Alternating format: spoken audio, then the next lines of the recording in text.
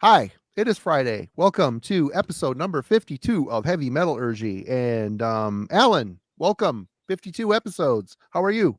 I'm doing okay. It's been a long, busy week at work, but that is over now. So we are ready to do some hot rocking on a Friday night.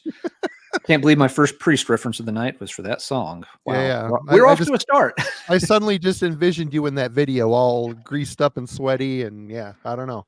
Well, you're going to have to get that out of your eyeball somehow. I don't know if I can. Why is that in there? Why? I don't know, but it ain't moving out anytime soon.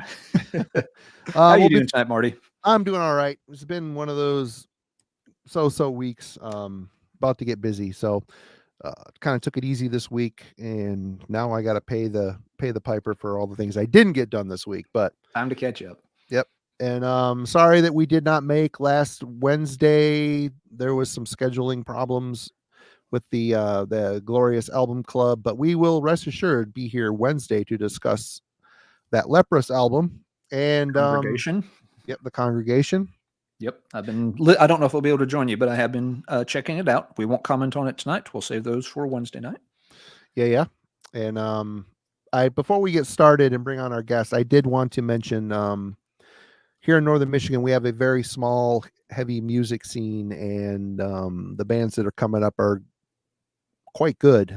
Our friend Noah, he's in a band called LanzerRath, and they just put out their third album called An Infinite Instant. And if you are into old cult sounding depressive, really well layered black metal, check out LanzerRath. I put a link in the description of their Bandcamp page. Definitely check them out. Each album is getting better and better and better, tighter, a lot of really interesting vocal layers, really weird, dark, twisted music. It isn't bedroom black metal. It's really, really developing well. Very good stuff. Sounds cool. I just wanted to give him a shout out. He's putting all this stuff out himself, and he's got a bunch of stock to move. So definitely, if you guys are into the occult black metal stuff, that's really well produced, and check them out. But I'll check that out. Yeah, without further ado, we're going to bring on our guest tonight, Matt from the Dark Path. He is he's taking notes by his spirit animal. Oh, hey everybody. There it is. How's it going, Matt? Matt? If you think we're waiting forever for you, you've got another thing coming, son. Have you guys read this yet? I have ordered it. I have not read it. I've been wanting to, but I have not yet. It's been sitting on my bookshelf since it came out. I haven't read it, so yeah. I'm sure there's some killer stories in that. I finally got around to ordering it recently.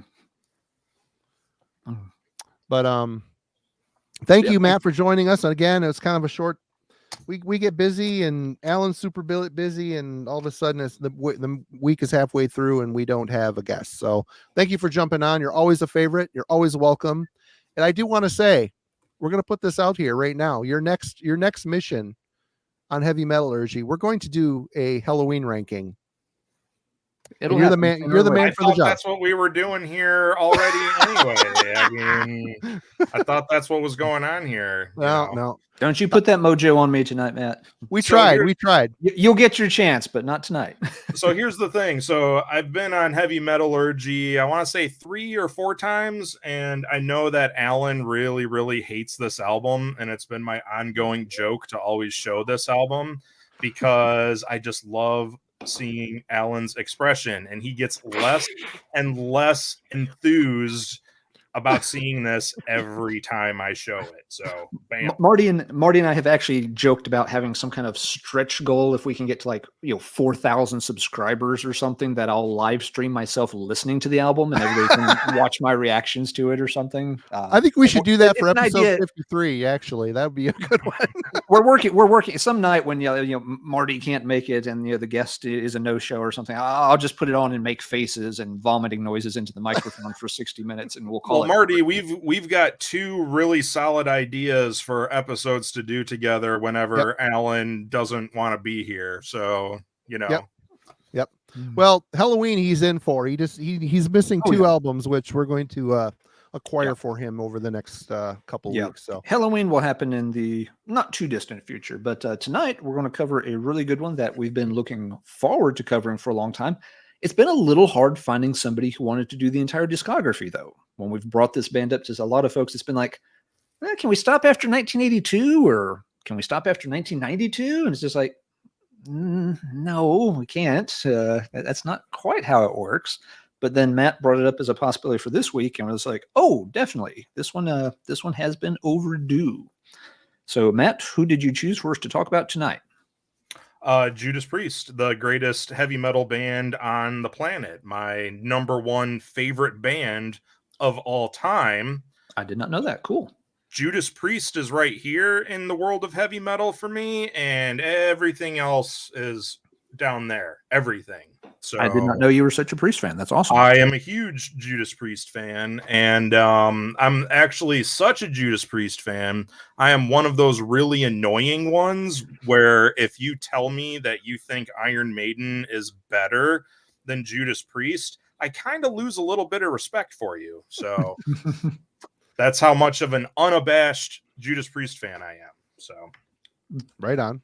Yeah, I never really got the Marty's made comments, and I've seen it with other folks that a lot of people were, kind of Priest versus Maiden back in the day. And that was me. Yeah. It wasn't a phenomenon where I was at growing up, but of course there were only like 5 people who had even heard of either of those bands. So we couldn't afford to divide ourselves into factions that way. No. But it was a thing where, it happened for folks. Yeah, for me, it was always go ahead. Oh, sorry. I was just going to say, for some reason, like Iron Maiden and Priest have always had the exact same kind of like butting heads fan base that like Metallica and Megadeth have. And, I'm team Megadeth over Metallica. I am team Priest over Maiden. I love all 4 of those bands, but if I had to choose only one band to listen to for the rest of my life, it's going to be Judas Priest. So, but it's funny that analogy you just made. If you were to look at it, would you say that maybe Maiden is the Megadeth and Priest is the Metallica in the early years? I would say stylistically that would maybe be a close fit. Yeah. Maiden's a little more metal. I don't want to say metal, but I mean their music's a little bit more complex than Priest maybe, but I don't know. But Matt, the real question is, are you team Edward or team Jacob? Edward all the way. That sparkly man can just make me grow hair in places I haven't grown it in a really long time. Yeah, good deal. But no, I'm glad you brought up the Priest Maiden thing is always a comparison. I've been thinking about that this week, as we've prepped for this, and I want to throw out a random idea. And don't worry, folks, we will get on to the rankings. We know there's a lot of albums to cover, so we're not going to kill too much time. But I am going to throw out an idea and see what y'all think. My new hypothesis is that we should not be comparing Priest to Maiden. That what we should be doing is comparing Priest to Scorpions. Because Priest got started way before Maiden. I mean, when the first Maiden album comes out, Judas Priest is already releasing their 6th. So the bands are on different developmental trajectories. Yes, they were both, very huge bands, but Scorpions' career, I'm thinking, parallels Priest's a little better. They both had, a long, series of very distinguished 70s albums, but they never quite broke through until the next level until they got to the early 80s when they updated their sound.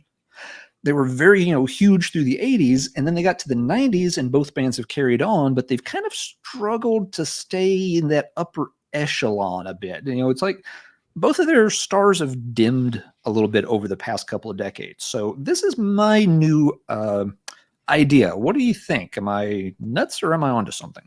No, I think you're onto something. I think the reason why it's always been Maiden versus Priest, though, is because of exactly what you just said. The star of Scorpions has fallen.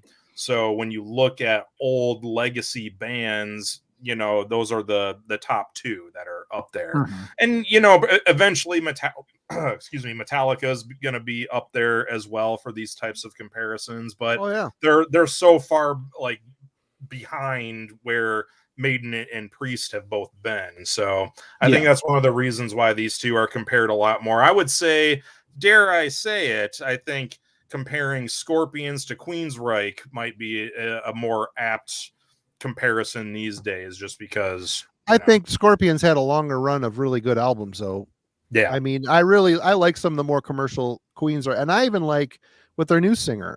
I've got one album by them, and it's quite good. He's a great singer.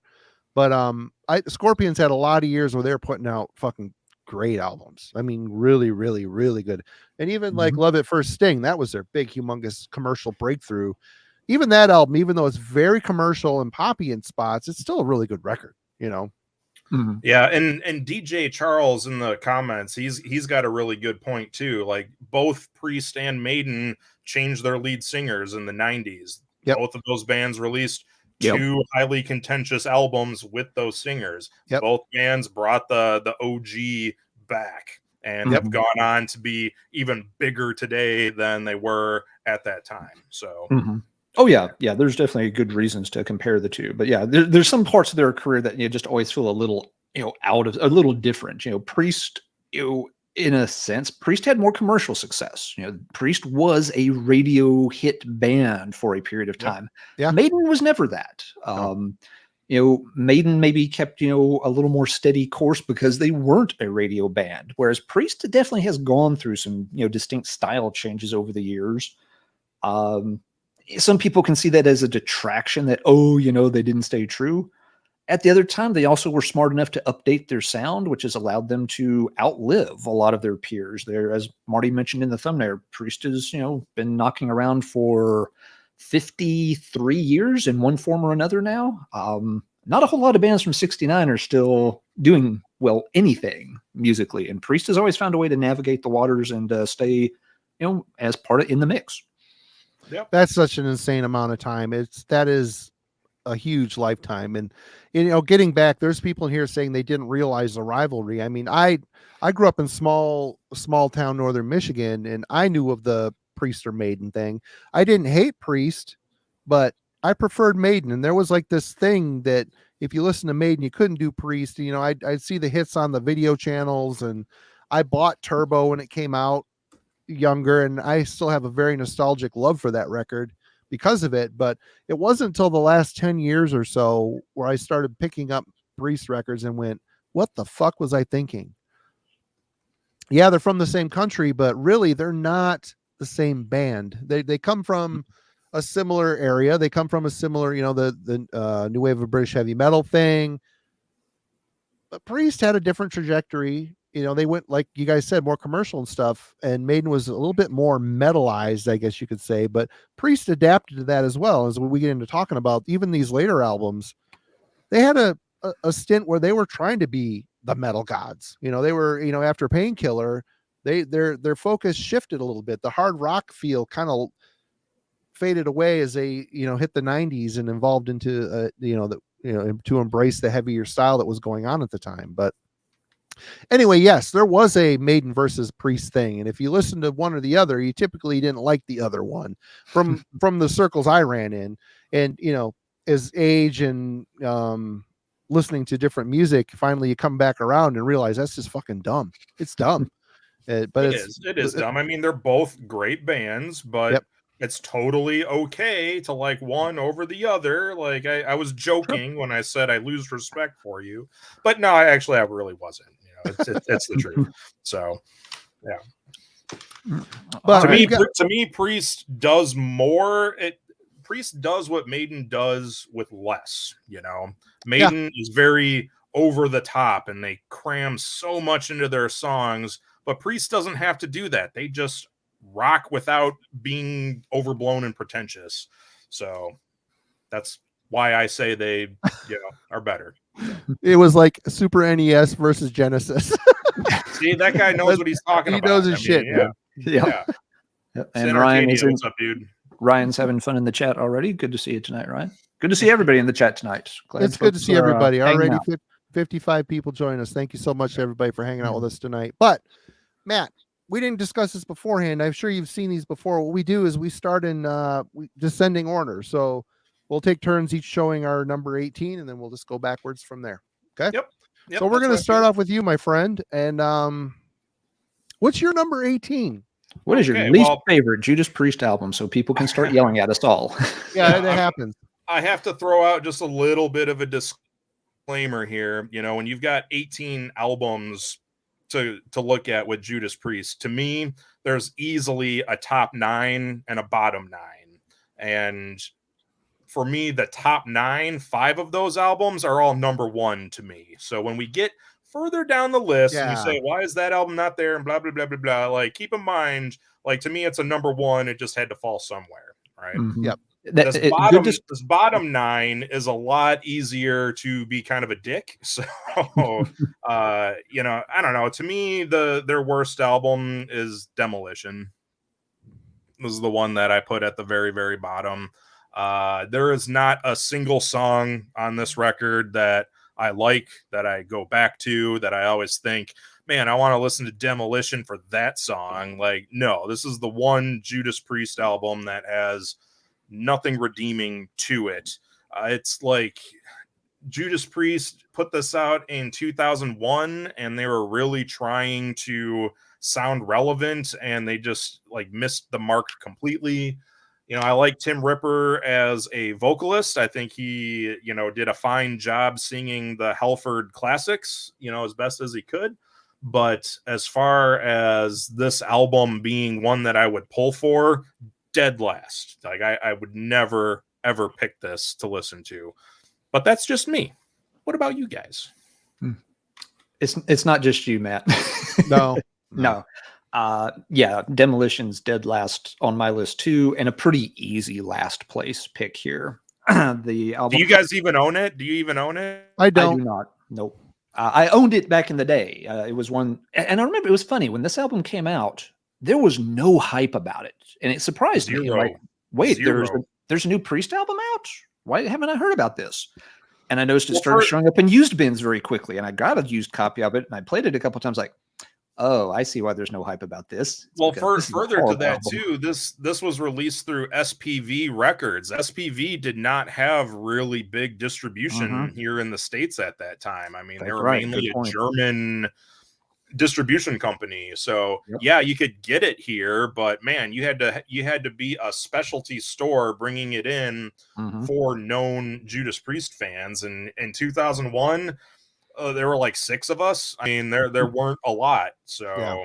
you know, Yeah. that's why this album really fell on deaf ears, apart from it being a flaming pile of turd. So, Yeah, I mean, it doesn't even look like a Priest album. I mean, look at it. It's terrible. It's a terrible cover. It really, you know, I always thought it should have been called, you know, Demolition, because it looks like material they should have demoed and then just, you know, written better material for. Yeah, The it's the cover art.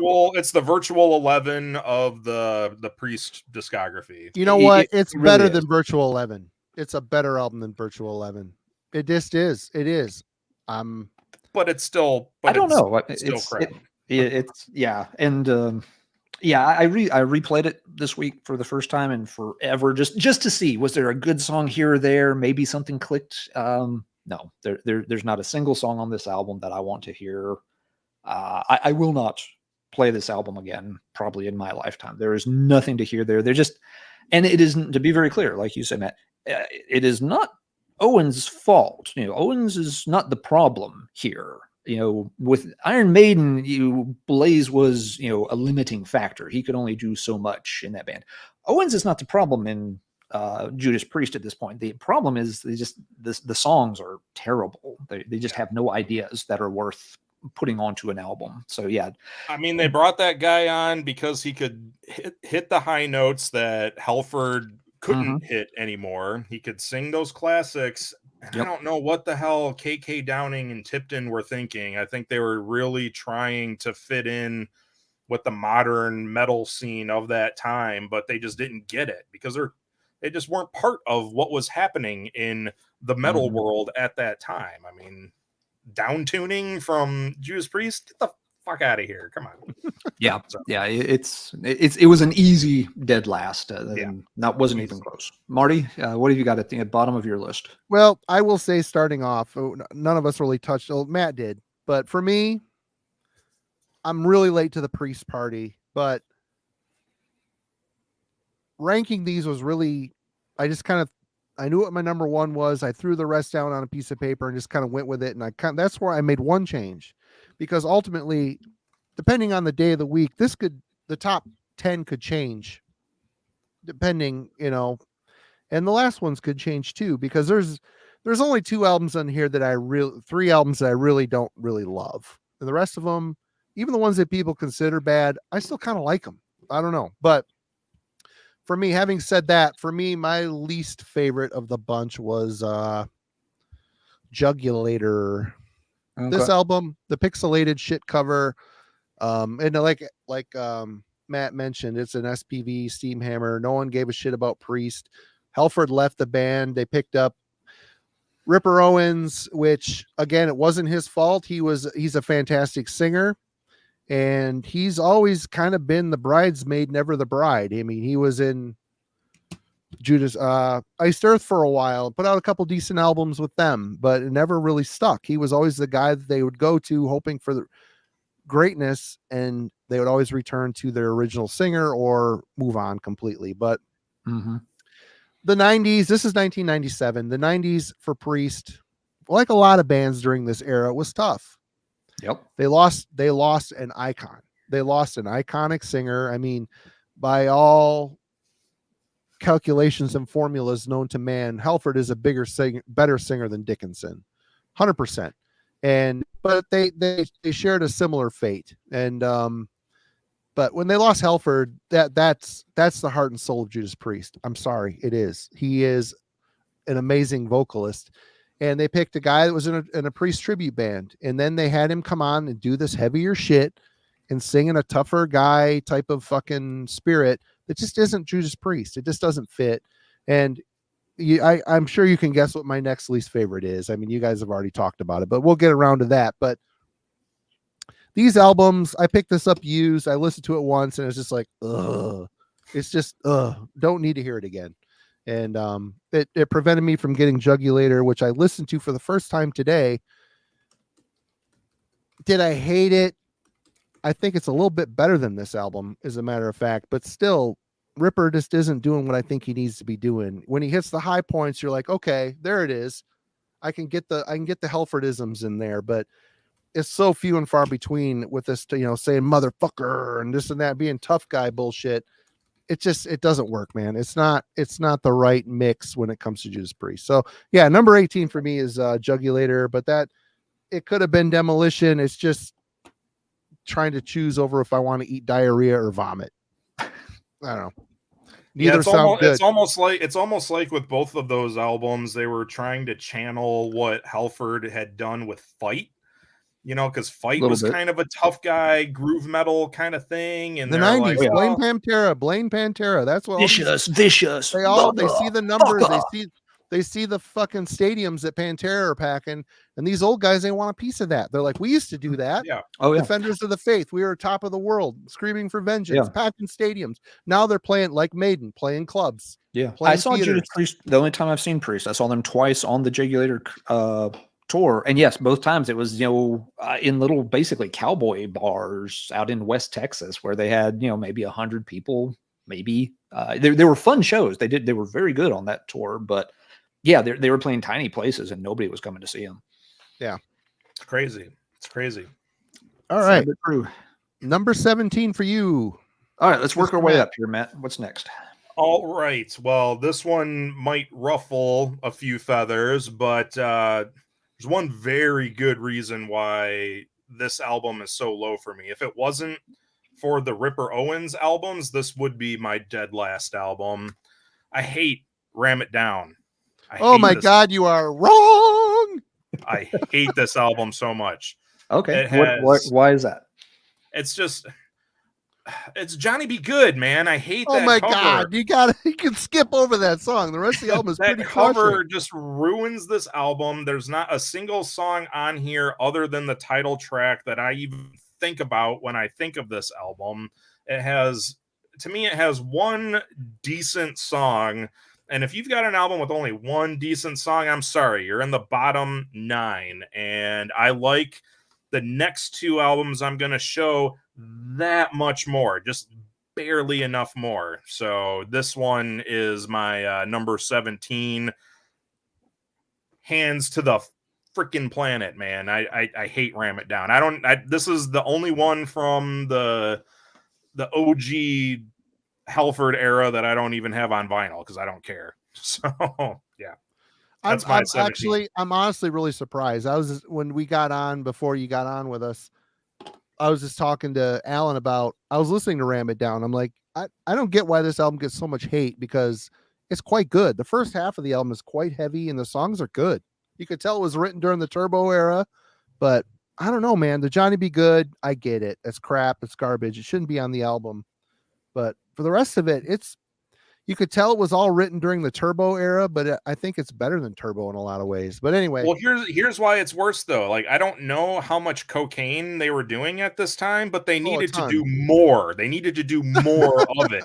That's how bad it is. That's why Turbo is much higher on my list than Ram It Down is. So yeah. Okay. Well, all right.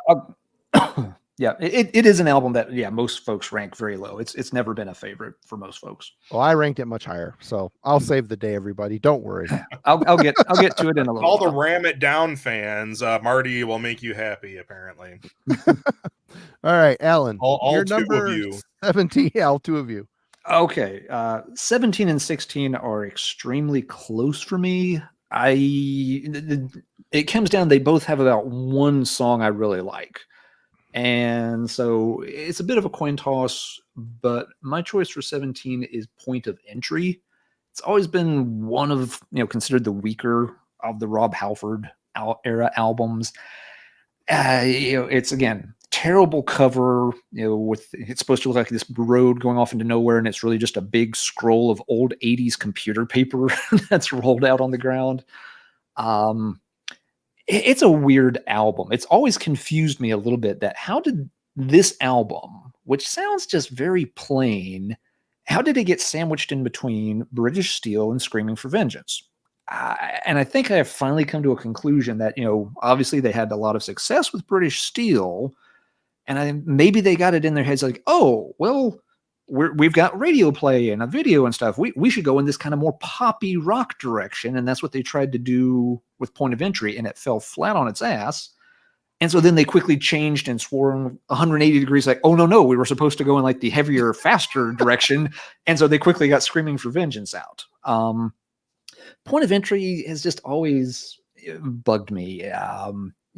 Heading out to the highways, the hit song, and I think it's one of their weaker hit songs. A lot of the songs, they have pretty straightforward, just rock kind of structures to them.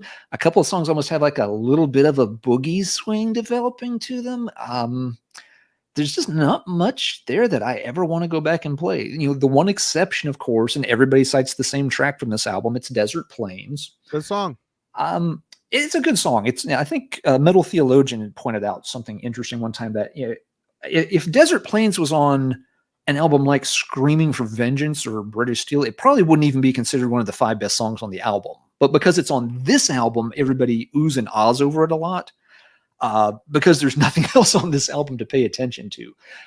It does have a really good vocal performance on Desert Plains from Halford, whether you like it or not. It's got a very cool vibe the way he does it. But yeah, so like I said, now the next album I'll rank could have been in this spot very easy. It has one song on it, but I think it's a little more interesting than Desert Plains, which is why I've got them in this order. So yeah, Point of Entry is just one of those, it's a swing and a miss, right in that era where they were really heating up. So I've got it ranked down here at 17. Marty, what have you got it ranked at 17? 17 for me is Demolition. I don't own it. I listened to it today. Like I said, it might be a slight step up musically for me, but the tough guy shit, I just don't. It's not Priest to me. And again, like someone said, yeah, blame Pantera for everything. During the 90s, you could blame Pantera for a lot of things. And even still to this day, there's still bands that are trying to, get into that really dry, sharp guitar tone and just that whole, I don't know, it just always struck me as knuckle dragger type mentality music to me, which if you like it, that's fine, man. Like it. It's cool. But up here, Pantera I don't know, just I'm not gonna say what was just in my mind. I'm just gonna let that go. But yeah, Juggulator, 17 for me, easy all day long. It's a bad era for Priest. I get it. They lost their metal god, and what are you gonna do? They did what they could do. They kept going on. They kept going down the road, even though they were playing less than packed houses. But Matt, number 16. All right, number 16 is an album that people love it or they hate it. I don't hate it. I don't love it. That's why I'm ranking it this low, but I'm going to explain why too. Nostradamus. So I know like people say this doesn't sound like Judas Priest. It is too much like an opera and blah, blah, blah. And then, and they're right. You know, this really isn't a Judas Priest album when you think of Judas Priest. And that's the only reason why I'm ranking it this low. I just really hate Ram It Down and Demolition more than anything that Priest has ever done. To me, this should have been something else. I mean, it could have been all of these same guys doing, you know, a different project. For them to call it Judas Priest, I think just kind of pigeonholes this as a failure automatically, just because it doesn't sound like Priest. It is very operatic. It's very theatrical. It is very bloated. I mean, it's two discs of just like ethereal silliness going on, and I actually like it. And Rick's right. Yeah, it totally is Kiss's The Elder just done Judas Priest form. But I like it. I mean, I think it's a solid album, but when I'm in the mood to listen to Priest, do I ever pull Nostradamus? No. You know, I pulled this when I want to listen to not Priest, you know, and that's why it's down at the bottom end of the bottom 9, just because it's not Priest. It says Priest on the cover.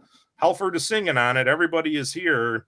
They just got really ambitious, and I really appreciate that they wanted to do something different and just kind of went balls to the wall with it, and we're all in 100%, and kudos to them for doing that.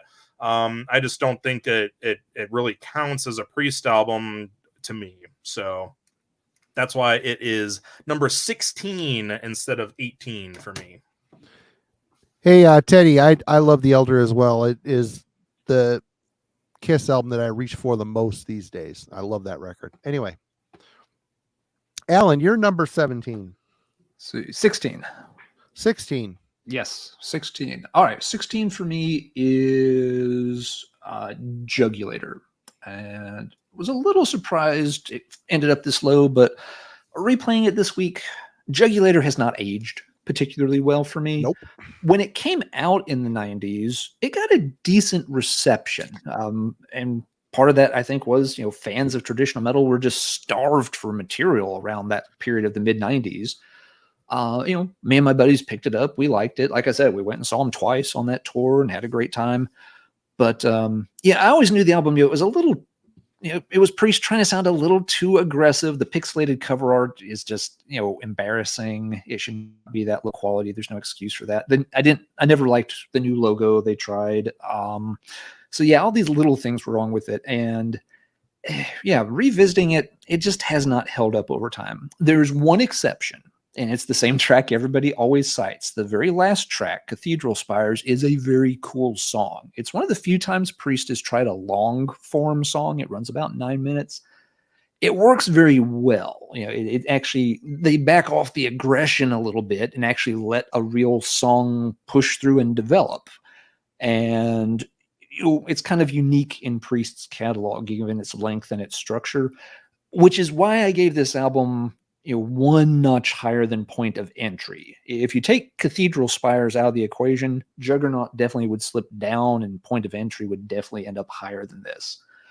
For me, they're both albums that, you know, are essentially one song, one good song in those cases, but there's nothing else here that really interests me anymore. So, yeah.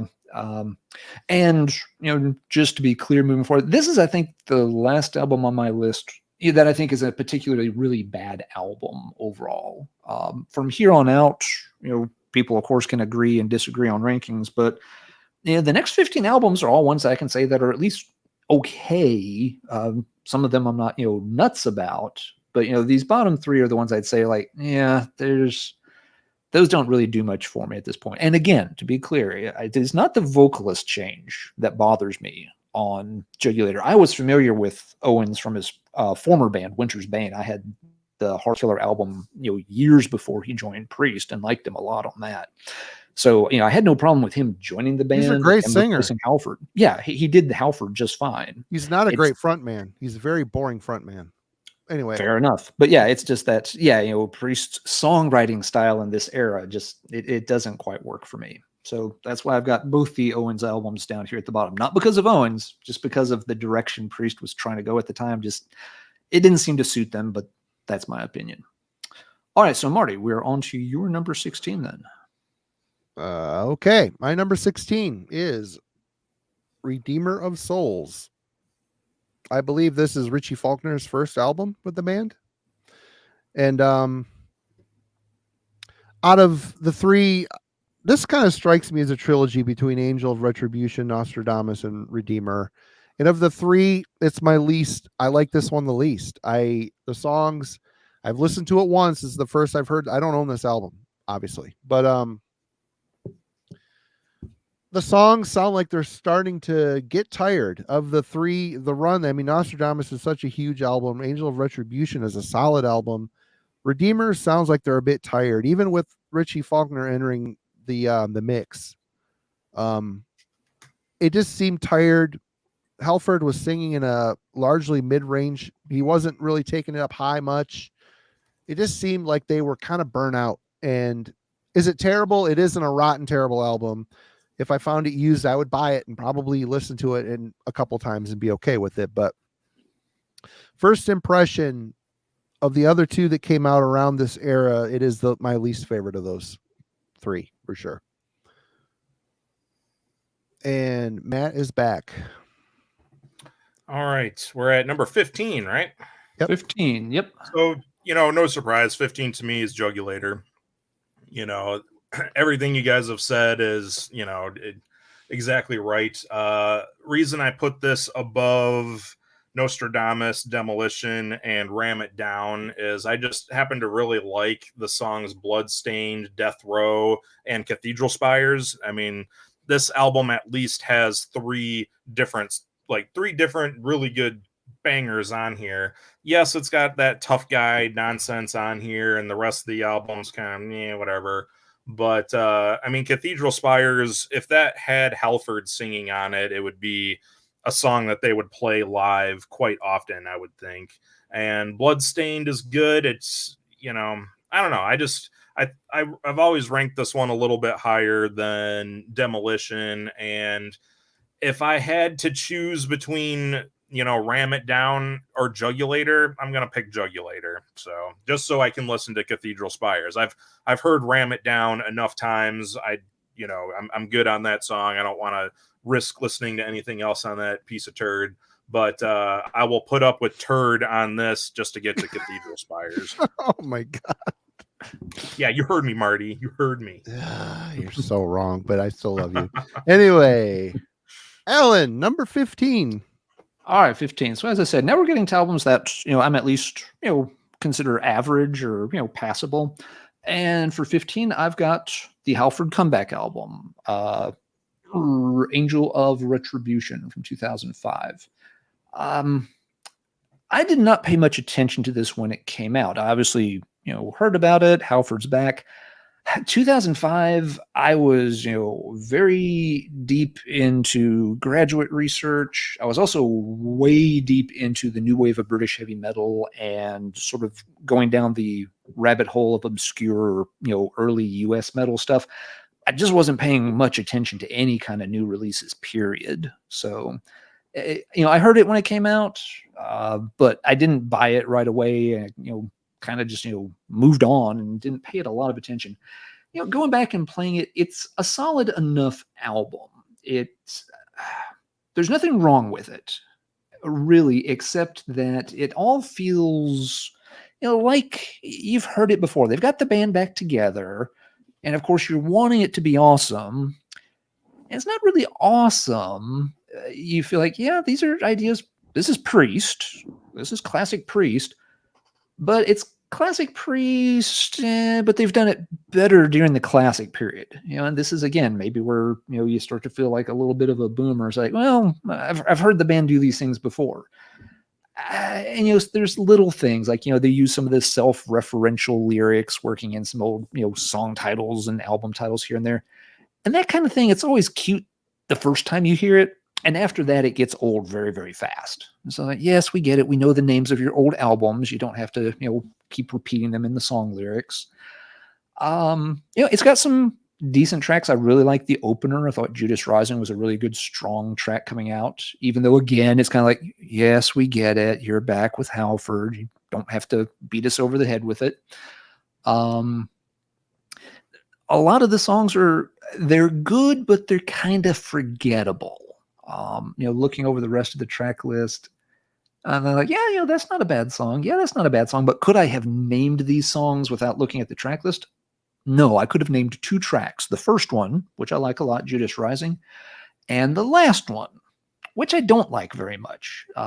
This album, one reason this album ended up a peg lower than maybe it would have otherwise, it wraps up with 13 minutes of Loch Ness. And it's one of Priest's only other attempts at doing a longer form song.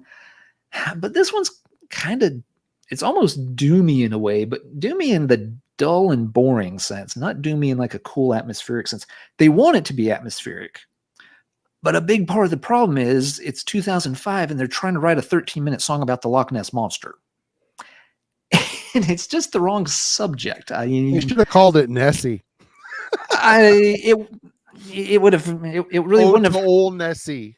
That's the problem. I mean, if doing that in like 1980, people might have been like, "Ooh, cool, yeah, Nessie song."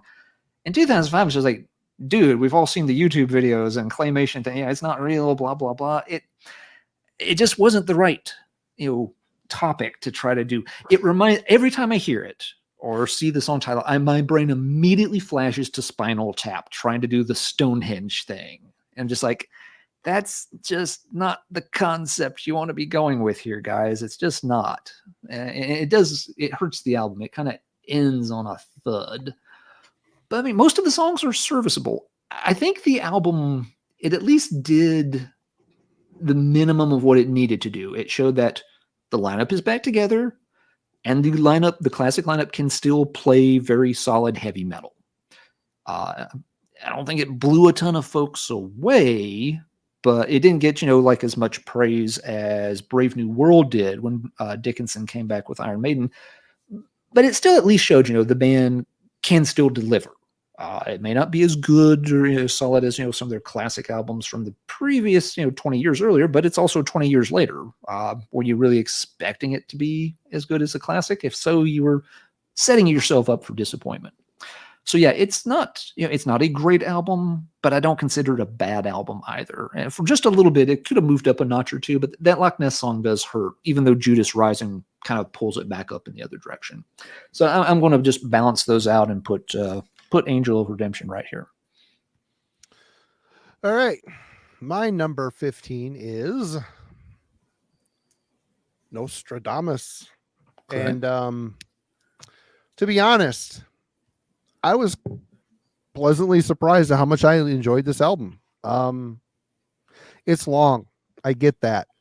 But it was solid. And it's a darker Priest album. It sounds more, again, metal. Like they're trying to be, it's a very dark album. It's kind of sad in spots. I thought Halford's working within that slower tempo. He was quite playful with his vocals. And I really... it's 15. It's not ranking up there with their best stuff by any means, but I really found it to be pretty solid, well written. Again, Judas Priest elder, and that's to me is a good thing. I love Kiss as the Elder, and this to me, yeah, it's an experiment for them. It's long-winded. I get how long time Priest fans would maybe have their nose turned up at it. But I'm not a longtime Priest fan. I'm not going to sit here and tell you that I am. And for a band, for doing it as long as they have to do something this ambitious, you gotta give them the thumbs up. They could have put out any of their classic albums over and over and over and over again, but Priest never really did that, which is kind of cool. But yeah, I have it at number 15. I don't own it. If I see it cheap, I'm going to buy it. That's where I stand on it. And then all the haters out there, I don't know, maybe re-listen to it and think of it. It just don't.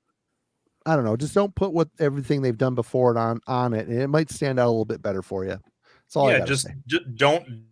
don't think of it as a Judas Priest album, because it Yeah. isn't. It's It just really an it album doesn't made sound it doesn't sound very Judas Priesty, to be honest. It at sounds all. a Yeah, little I bit mean, it's different. made by the guys in Judas Priest, but it's not a Judas Priest album. So yeah. Right on. Matt, you're 14. Number 14, I'm going to just copy every single thing that Alan said about Angel of Retribution. This is my number 14. I mean, I think there's more good to this record than just Judas Rising. That is a great song. I also really like Deal with the Devil and Hellrider. You know, Hellrider's good. as a, Yep. as a whole, this is a good album. It's like, it's a return to form. It's exactly what you would expect for a band to do when they first get their original singer back. And I really equate this a lot to Black Sabbath's album 13. You know, 13's not a terrible album. It sounds like Sabbath, but it's not very memorable. And that's what the problem is with Angel of Retribution. Yeah, it's good. It sounds like Priest. Halford is back. But do I ever think to pull for it? No, because there's really not a lot on it that you know, when I want to listen to Priest, I know exactly where I'm going, and Angel of Retribution is just not on that list, even though it's got some solid songs on it. I mean, it's got the same Angel on it that's on Painkiller, so you know, it's the same exact thing. It's, you know, Priest is back, baby. But yeah, once that nostalgia and that enjoyment wears off, the album doesn't have a lot of staying power, but it is still better than the Ripper Owens records. It's still better than Ram It Down. So that's why it is my number 14. But pretty much everything that you said about it, Alan, is spot on. So Yep. I did forget Hellrider. You're right. That's a good one to call out. All right, Alan, you're number 14. All right, 14 for me. And this was pretty close with Angel a minute ago. But for 14, I'll go with Redeemer of Souls. This is another one when it came out. Yeah, I was like, okay, let's check it out. I played it a couple of times. Like, it sounds pretty good. And I promptly forgot the album existed for a long time. You know, but, you know, circling back around to it, it's another very solid Priest album. There's not much to complain about here, except that it's not as good as, you know, older Judas Priest. But again, there are some decent tracks on this one for sure. Looking at the track list again, the problem is, again, I don't remember any of these songs unless I look at them and think for a minute or two. But, you know, as I do that, it's just like, let's see, Sword of Damocles, I liked quite a bit. Secrets of the Dead was pretty cool. Battle Cry wasn't bad. You know, there's some interesting ones. You know, there's a couple of, you know, a little bit softer ones, you know, slower numbers that work okay. Feels like it's you know, it's similar to Angel of Retribution, but maybe a little more even overall. So yeah, it's a good enough album. It shows, once again, Priest is still able to make, you know, a solid heavy metal album. I know it's not really going to rank up there with, you know, the classics, but there's nothing I dislike about the album here either. I don't think there's a track quite as good as Judas Rising. I don't think there's a track that's quite as, you know, misses the way Loch Ness did. So that's why I've got it maybe a step above Angel, is that maybe it's just a little more consistent. Not an essential album, but it's not a bad album either. Like we're in that stage of the rankings for me, where I'm like solid album. You know, you can live without it, but if you haven't heard it, it is worth listening to.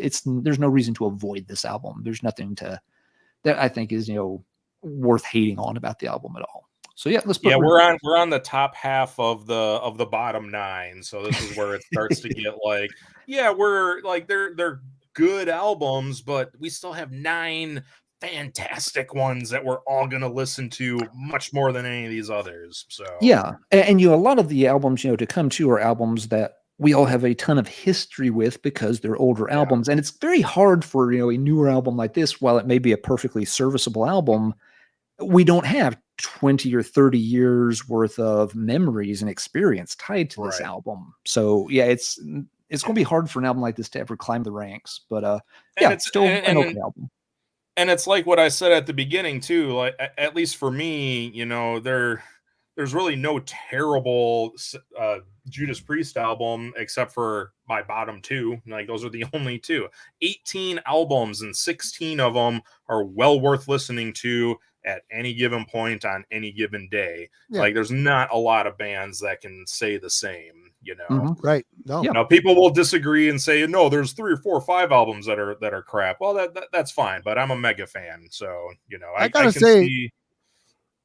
Sorry, I didn't mean to interrupt you. Even some of these No. worse, further down my list, Priest albums are kind of better than some of the later day, not so great Maiden albums. They really are. Exactly. That is an interesting Senjuko, point. Senjuko is wow. I'd pick Nostradamus over Senjuko any fucking day of the week, all day, every day. Yep. No problem.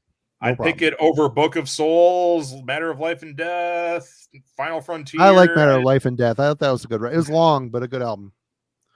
Everything post Brave New World is not nearly as good as what Priest has done with their second half of their career. You know, Yeah, it's an interesting. Their Twilight years have been better than Iron Maiden's Twilight years. Oh, absolutely. It's an interesting comment because I think the vast majority of people would probably disagree with that. You know, the new Maiden albums always get heralded as, you know, these major accomplishments, and the new Priest albums usually get panned as, it's just a second-rate retread of something they did in 1983. And it's of course subjective, whatever folks like, but yeah, I do think the newer, I think Priest, for whatever reason, Priest has become a little bit of a punching bag over the years, whereas Maiden, kind of got put up on this altar where you can't, if you say I'm not into the new Iron Maiden, everyone's like, oh, shocking horror. Whereas if you're like, these newer Priest albums aren't very good, folks again are just like, oh, that sucks. It's kind of weird how opinions in the metal community overall have diverged from those bands. In the late 80s and even well into the 90s, it wasn't that way. Both bands were considered, way up there, top, as, Priest, Maiden, Sabbath, Metallica. And they're, are your big four of heavy metal, period. But I think if you polled a lot of people these days, they wouldn't want Priest on that same platform as, a Maiden or a Sabbath.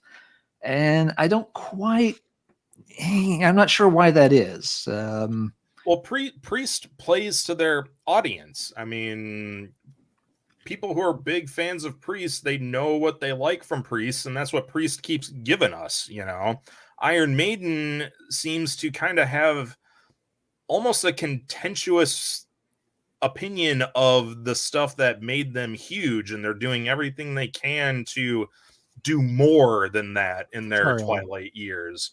The few times I've seen Maiden, like when they play the classics, it's like an afterthought. They care more about playing this new bloated stuff, and that's fine. Artists should do whatever they want, but at least with Priest, they know, like, okay, we have a new album out. We're going to play our 3 good songs off that record, and then we're going to play everything else that you want to hear. Maiden doesn't do that. They're not playing to what the fan base really wants, whereas I feel Priest does that a lot more. So yes, you get albums like Angel of Retribution, Redeemer of Souls, Firepower that are not treading new ground, but they're giving you Judas Priest. And as a Judas Priest fan, I'm totally fine with that. So, Yep. All right. Well, let's not go too far down the rabbit hole because we've got a long ways to go this evening. So, goodness, yes, we do. Let's see. Where are we at? I'm on my number 14, and I did want to say I did say Senjuko. I meant Senjutsu. Sorry, everybody. Sorry. For me, next number 14 is Angel of Retribution. Heard it for the first time this week. I thought it was a good comeback album for Halford. It sounds good. Sounds like Priest. Halford screaming his brains out. He's taken it through a lot of different vocal dynamics. I thought the songs were pretty sharp. A little more concise and potent than Nostradamus, but they're still within that 2000s. We're a metal band. We're not hard rock. We're not blues. There's a lot of straight up metal on this record, and I liked it. I'm not going to go on too much about it because I've only listened to it once. Full disclosure. And number 14, that was me. I'm going to go pee. So number 13, and I see a lot of folks are really defending Iron Maiden, and please do. That is all fine and dandy. You guys have to understand, I am more of a Judas Priest fan than you will ever possibly be. So I'm insanely biased here. So and I'm not bashing Maiden at all. I'm just kind of surprised that it's more like, why doesn't Priest get the same love Maiden does? Not that people should be harshing on Maiden these days a lot, but it's just like, why will people sort of throw a little bit of shade at Priest? And when they like Maiden still, what did Priest do to kind of earn the scorn? I don't know. I'm just having a good time reading the comments here on the side because people are getting like really heated about what we're saying about Maiden, or what I'm saying about Maiden. And guys, I like both bands. It's cool. Like we all do. We all love both bands. But anyway, so number 13 is where we are at. Redeemer of Souls is where I'm at on this one.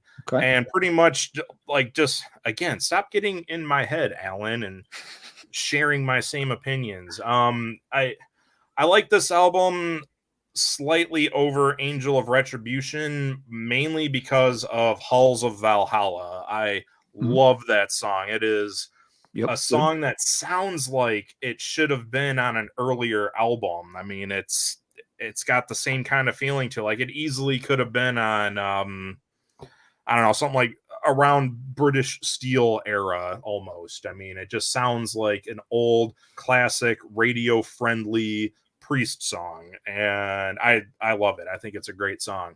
That is the best song on the album, though. I mean, I really do like the Dragonaut intro track. Redeemer of Souls, the title track, is solid.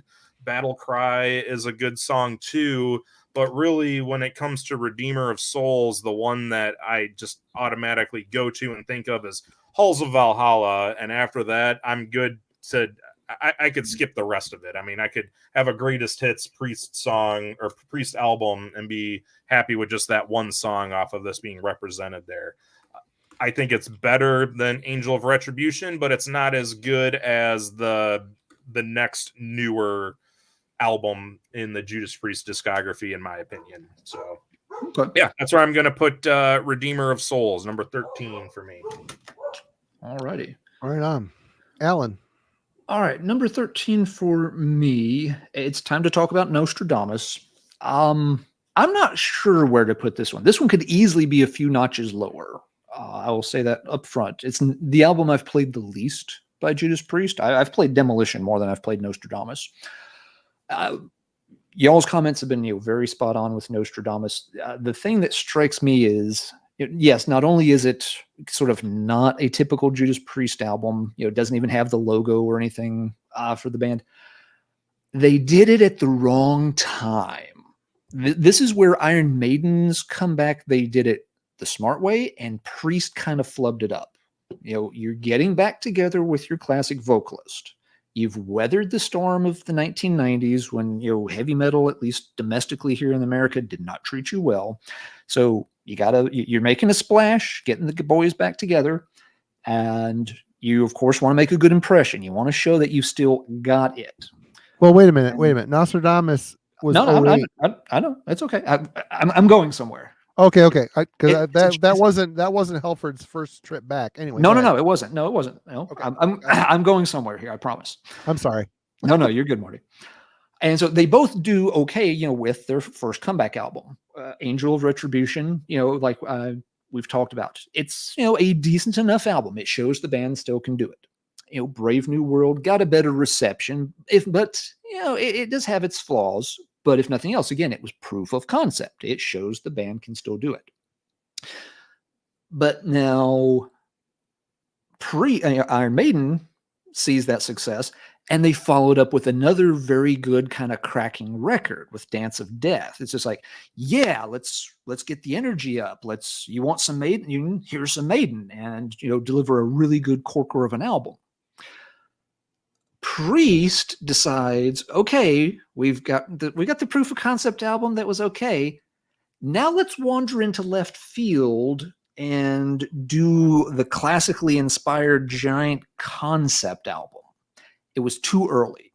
Priest needed to flip-flop this and Redeemer. They needed to get another solid metal album under their belt with the second Halford album back. They needed to, again, sort of reassure that fan base that, we're going to deliver. We got Angel, and now we're going to do something even maybe a little better than Angel, and kind of really make sure everybody was on board, and then wander off, because that's what Maiden did. Maiden, Brave New World, proof of concept, good album. Dance of Death, just solid, good rocking songs, nothing fancy, good album. Then on A Matter of Life and Death, they start to kind of, explore a little bit more. You're getting some longer songs, some more thoughtful songs, starting to get a little more laid back. They eased everybody into that transition of getting the albums with more and more long songs. Priest tried to jump the shark a little too early, and it crashed and burned on them. So I think that's a big part of the reason why this album failed so bad. Folks were just getting used to Halford back in the band, and then they go and make an album that's one of the least Priest-like albums they've ever made. So why do I have it up here at 13 instead of a bit lower? The reason is, listening to it, again, a couple of times this week, I feel like this album does have some potential to it. If I'm sitting down to listen to it wanting to hear Screaming for Vengeance or Painkiller, of course it's going to be a fail. Yeah. Looking at it, kind of like you said, Marty, from that other perspective, though, it seems like it's a pretty interesting album. There's promise there. I've got to sit down and pick at it for a while, though, and I haven't. I'm putting this album at 13 based on, I think there's some potential for it to turn out to be an interesting album if I'm willing to put in the reps. And I just haven't got enough reps in. It may be that I play it 5 more times and I decide that, nah, it really is kind of dull and boring, and I should knock this down several pegs. I don't think the album's got much room to move up the list from here. Looking ahead, it would be tough to get this any higher. Yeah. But so I'm kind of giving it a little bit of a boost because it is something different. It's Priest, taking a chance, spreading their wings, doing something different, and I think it might pay off if I give it enough time and kind of dive deep into it, which I just haven't done. It's obviously not one of their more popular albums. There are some folks. I know Jeff over at the Metal Madness channel likes this album. He's talked pretty enthusiastically about it in the past. He's like, nah, that album, folks shouldn't harsh on it so much. And I can kind of see where he's coming from. I think there is some interesting stuff in there if you can get past the fact that it's Judas Priest doing something that's very, very unpriest-like. So I'm giving it a little bit of a kind of like I think you can do it, Nostradamus. Don't let me down, Nostradamus. But I understand, if 6 months from now I may come back and be like, I had that one way too high. So time will tell if Nostradamus is in the right place or not. Right on. All right. So Marty, what have you got in the number 13 slot on your ranks? Number 13, man, I feel really shitty for putting this album in this position because it deserves better, but there's a bunch of stuff beforehand. I don't know. Rockarolla. I don't dislike this album. I think it's a really good album. I listened to it twice today, as a matter of Your fact. compliments will not save you from the chat if they like this album. I know. This is tough. And the fact that this is 13 is really lame, but this to me is Priest. And this is 1974. This is a year after Kiss put out their first album. And between this and Sad Wings of Destiny, there's a huge change in the band. I like this record. I think it's a really good 70s hard rock record. I feel really shitty for putting it at 13. I'm waiting for people to start throwing garbage and feces at me. I actually just picked this up 2 weeks ago in Grand Rapids, used for $11, and it's in amazing. There isn't a pop or skip on this record. It is in the cover's in great shape. I don't know. This is on Gull Records. I have no idea what that even is. It was their original record label. Yep, small label, but the first 2 Priest albums were originally pressed. So this is an OG press. Now Gull repressed the hell out of those 2 albums over time, so not necessarily. You'd have to dig into the Discogs listings to see if it's indeed the original, or if it's a 12th generation Gull copy. The band has a long contentious history with Gull, re-releasing a bunch of stuff, and like the Hero album you asked me about on text earlier today, Marty. That was another Gull cash-in 1981, smashing together songs from the first 2 albums because it's the only things Gull has the rights to, and they kept doing it, and the band hates them for it with a passion. I like this record. It's a shame it's at 13, but that's just kind of where it landed on my list. Like I said, I wasn't going to sit here and beat myself over, a couple of points on a chart, but good record. It's still good. I don't know. I don't know what I'm trying to say. I like the record. That's all I got to say. It's just at my 13. Matt. My number 12 is Rockarolla. So not too far behind you. I mean, it's a fine record. I just, I don't really pull for it that much. I really like One for the Road and Rockarolla. The title track is great. And Never Satisfied. Those are 3 great songs on this record. But the rest of the album, meh. I couldn't care less for those songs. It's a very uneven record. It feels like it's incomplete. It feels like it was just kind of thrown together. The song track listing doesn't make sense the way that the songs are laid out. It's just a very average debut album. And, it's fine. Like I said, I really like those 3 songs I mentioned. They would be on my ultimate best of compilation for Judas Priest. But it's in the bottom 9. It's towards the top of the bottom 9. But, the next couple I like a little bit better just overall. So, Rockarolla is number 12 for me. 13, 12. What are we on? 12. You're on 12. Yep. Yeah, number 12 for me. So you're starting the number 12 cycle. All right, Alan. All right. Well, number 12 for me, it's a Rockarolla world. We're all kind of right in the same place here. Same slot, yeah. Yeah. And again, I kind of feel bad that it's this low, but at the same time, I don't feel that bad. Matt put it best. This is a very uneven album.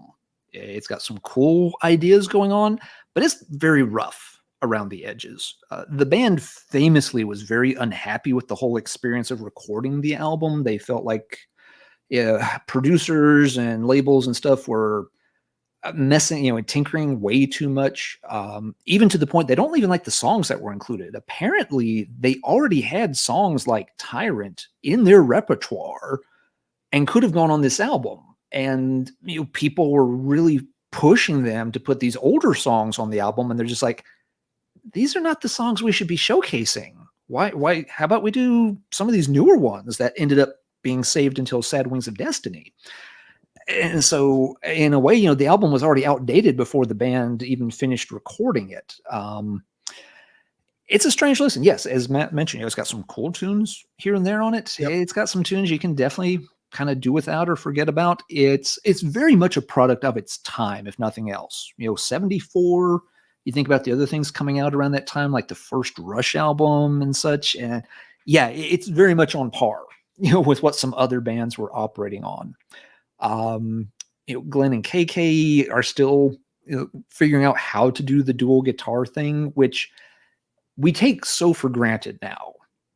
And it's hard to remember that at the time, this was a very novel format for a band to have 2 guitarists. What? Yeah. You were just coming out of the age and still partially in the age of the power trio. You only had 3 guys.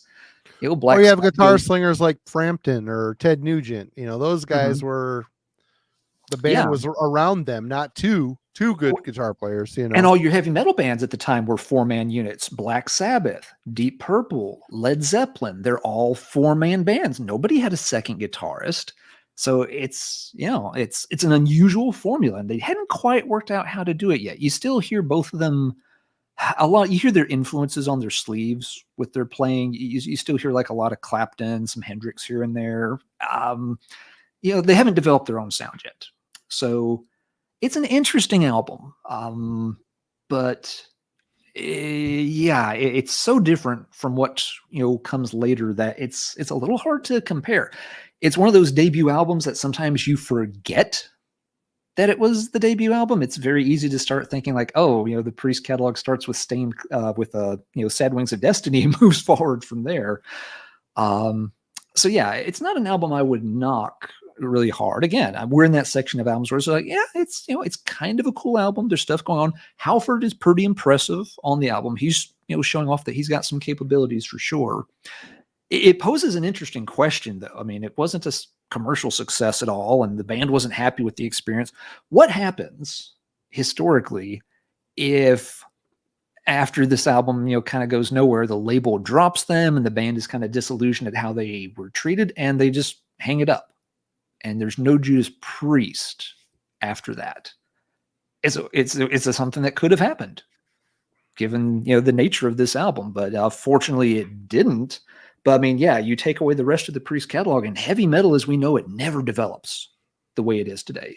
You don't have, you know, the 2 guitar formula worked out. You don't have, you know, some of these 70s albums that we're going to be getting to in the upper 9, it looks like, that really reinvent the formula and take heavy metal out of the 1970s and, you know, send it screaming for vengeance into the 1980s. So it's an interesting album, but I've looked at the list. There's really nothing I want to rank of the albums I've got left. There's nothing that I would put Rockarolla ahead of. So it's got to land here at number 12. Right on. All right. Number 12 for me. Let me see if I'm doing this right. Yes. Point of Entry. This album for me, I think the hit Heading Out to the Highway, it's the lead-off track on the album, and it quite effectively sets the tone for this album. This, to me, when I bought this record for $6.99, I listened to it like 3 times in a row. I was just in that mood. It was Priest, like in a mid-paced, mellow mood. Heading Out to the Highway is just a good song. It really showcases Halford's range. And there's a lot of that all over this record. Desert Plains. I mean, I don't dislike this album. I think it's just a mellow, good Priest record. And if you're looking for, I mean, what year did this come out? This came out in 81. I mean, just after British Steel. So it's kind of a departure from British Steel in a lot of ways. It, like I said, it's got a mellow vibe to it, and it really resonated with me. I think it's not one I grab for often, but when I put it on, it scratches all the itches. It's just a good record. I dig it. Point of Entry, number 12 for me. Matt. Sorry, I've been on mute and camera off. It is only 7:20 here in California, so it's dinner time, and I want to be professional. I want to be professional and not eat dinner in front of everybody. So, Matt, there's a carrot in your beard. Don't tell anybody. Thought it was pepperoni because I was eating pizza. All right, we are on. What number are we on? Number 11. 11. Yeah, Matt's at the top of the rotation, so he's doing number 11 right now. All right, number 11 then.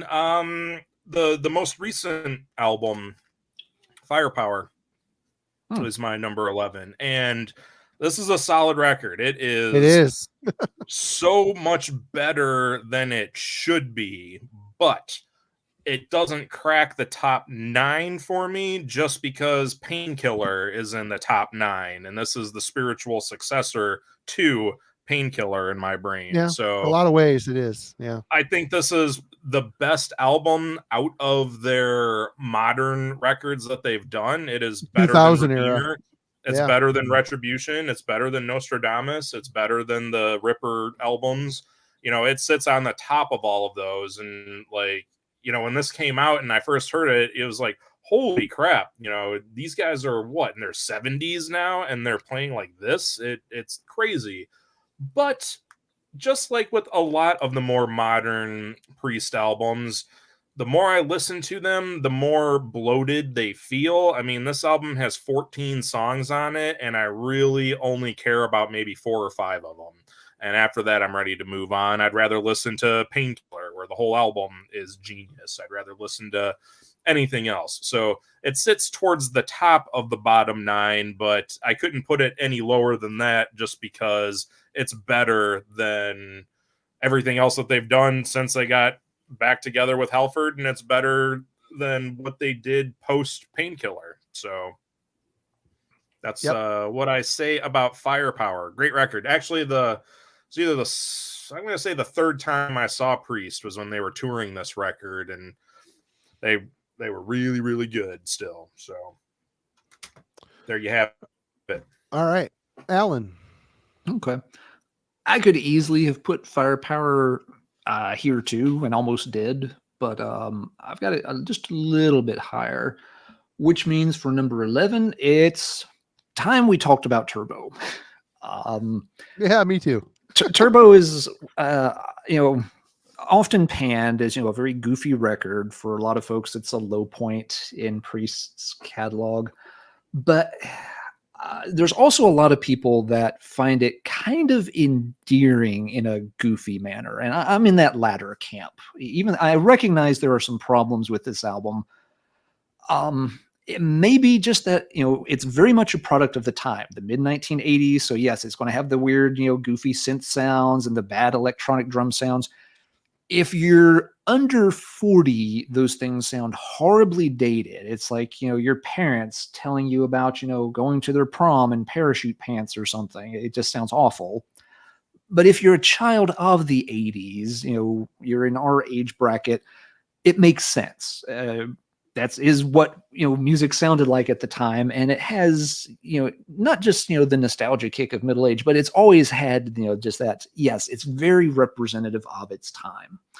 It's Priest having a good time, doing a lot of coke, kind of partying down a bit. Priest is very popular and pretty successful at this time. They're selling, thousands and thousands of tickets for, huge venues. They're a big thing and they're enjoying it. And yes, it's weaker than, albums that had come before it. It's a fun album at the end of the day for me. And it's fun to have fun. So I can get behind Turbo. The title track is a really good one. I think it's done quite well. I like that one a lot. It builds very well. Halford uses his voice to great effect, just building that song up until, it comes through on the chorus. Reckless, it closes with a great track. Reckless is, kind of a deep cut. No one mentions much, but it's a very, very strong one. Yeah, and there are plenty of others along the way that are good. Yes, there's some cheese that's a little bit groan worthy with, parental guidance and stuff like that. But no. We don't need no.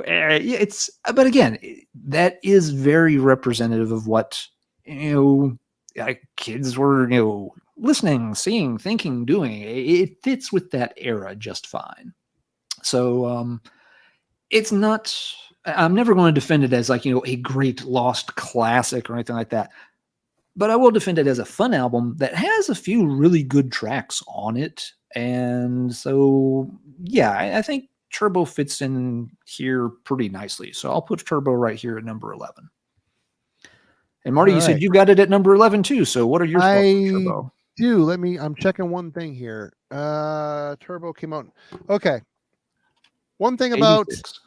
I think Maiden Somewhere in Time dropped relatively sooner. I'm not sure. Both came out in 1986. Mm-hmm. Oops. This is Judas Priest saying, well, if Maiden can fuck around with guitar synths, so can we.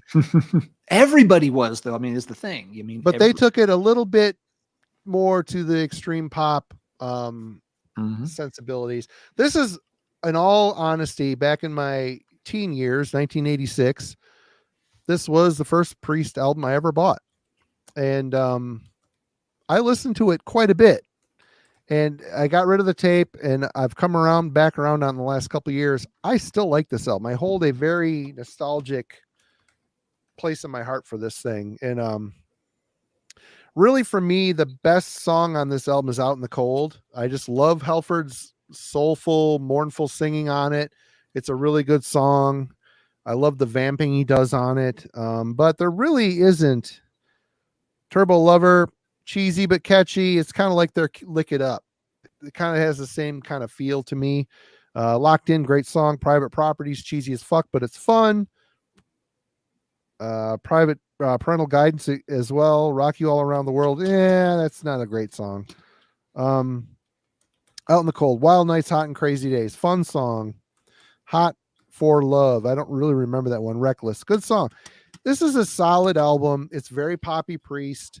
You could tell the coke was flowing, and everybody refers to this as the candy cane hand job, which, you know, kind of cool. It's kind of a classic Priest cover. You know, you got the Screaming for Vengeance motif with the motion in it. It's that and same art style. Yep. Kind of a Saint Anger thing going on too, if you think about it later on. Oh, now I don't like it anymore. the punch in the butthole cover of Saint Anger, but solid album. It's my number 11 for sure. All right, Matt, we're getting to top 10 time. So, or the top of the bottom 9 is actually, another way. There you go. That's what I was gonna say. So Saint Anger is the rear end of the body, but Turbo's the front end. Someone's having a great time this evening, getting taken care of very well. This is the best album out of the bottom 9 of their discography. I mean, it is, like you guys have both said, it's cheesy, it's silly, it's synthy, it's, you know, poppy and kind of stupid, but you know what? I still love this record. I mean, Turbo Lover is the one song that every time it comes on, man, my mood just instantly changes. I'm just so happy to hear Turbo Lover. You know, you just can sing along to it. You pump to it, man. It is just so good. And they what to it? Exactly. What are you pumping to it? Oh fuck.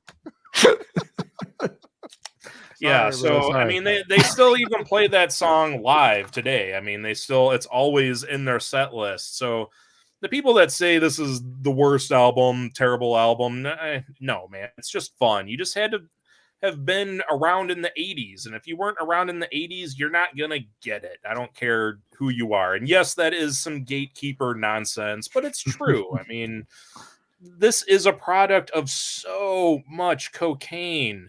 I mean, so much. So yeah, great record. All right. Fun album for sure. Alan. All right. So yes, number 10, or the top of the bottom 9. All right. Yes, now it's definitely time to ram it down. I get why a lot of people are down on this album. Huh? Okay, I wasn't going to go on until I got some kind of reaction for that. I do get it. Do you ram it down straight to the heart of this town? Some of these bad jokes, I will certainly ram them down this. He might ram it down, but he's not pumping it like you are. I told you I am a huge Judas Priest fan. What did you think I meant? Come on. But yes, the people, sometimes roll their eyes at there's sort of the sexual innuendos all over it, and it's like, whatever. It's still Priest in that mid 80s party mode, which I think sits poorly with some folks. It's like, oh, it's not the serious stuff. I'm like, what serious stuff are you referring to? Screaming for Vengeance with the bright yellow cover, and the robot bird? I don't quite get that argument from folks. And yes, as Matt pointed out earlier, it has one of the worst cover song choices in the history of cover song choices. Yeah. I don't mind Johnny B. Good. I'm a Chuck Berry fan. I listened to tons of Chuck Berry growing up. Judas Priest is not the band you want to hear covering Chuck Berry, and certainly not in the middle of side 2 of an album. Maybe it's the bonus track on the European Japanese importer or something. I don't know, but that hurts this album a lot. But there are 9 other songs to consider, and some of them are ass kickers. Ram It Down is a really good, forceful opener. It's simple, but it's catchy, very effective. I'm a huge fan of Hard as Iron. That song kind of, shows where they were going to end up on Painkiller a couple of years later. They're building momentum in that much, harder, faster, almost, proto power metal direction. Side B opens up with one of their just a great song, Blood Red Skies. It's built a little bit like the song Turbo, but with none of the cheese. It's really anthemic. It builds great. It's got, the synths used really well this time. Yeah. Blood Red Skies is just a monster anthem of a track, and people forget about it.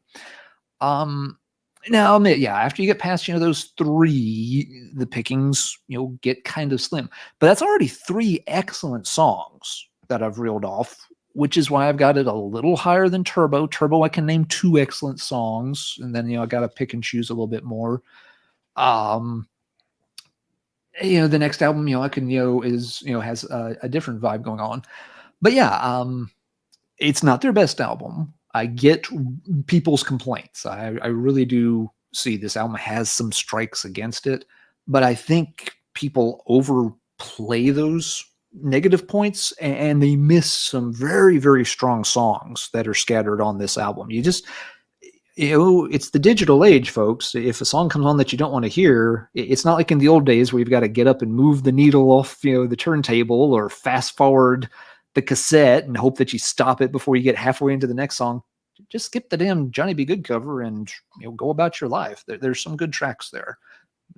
Maybe only 3, but they are 3 very, very good songs. So I'll put Ram It Down at the top of the bottom 9. Yes, I got that right. Correct. Yes. All right, Marty. What? How are you going to wrap up the first half of your ranking? Number 10, Ram It Down. Okay. And unfortunately for me, it is a digital age, but I have it on cassette, so I have to. Okay, boomer. The skipping isn't as easy here, but man, I bought this on tape here a year or so ago, thinking, I want to start, filling in the holes. I have some work to do yet, obviously, on my Judas Priest collection, but I like Turbo. Everybody says this album sucks. I'm going to check it out. This album kind of kicks ass. I like it better than Turbo. You could tell it was written during the Turbo era. It came out in, I scribbled over it came out in 88. And it's heavy, man. The first half of this album really smokes. Ram It Down, Heavy Metal, Love Zone, Come and Get It, Hard as Iron.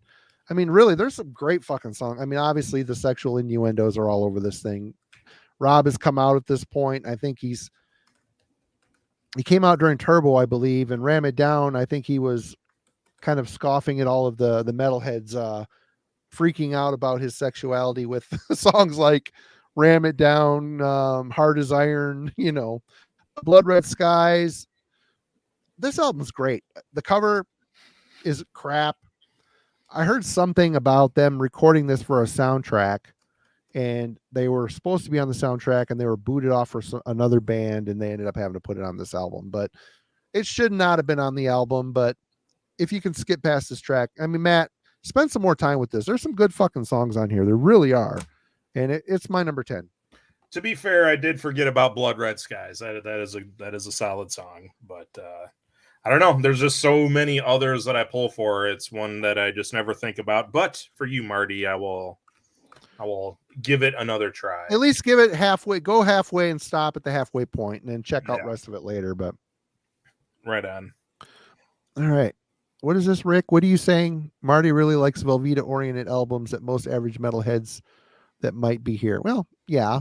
I've embraced the Velveeta over the years. When I was younger, I didn't, but nowadays I love it. Bring it on. Bring on the cheese.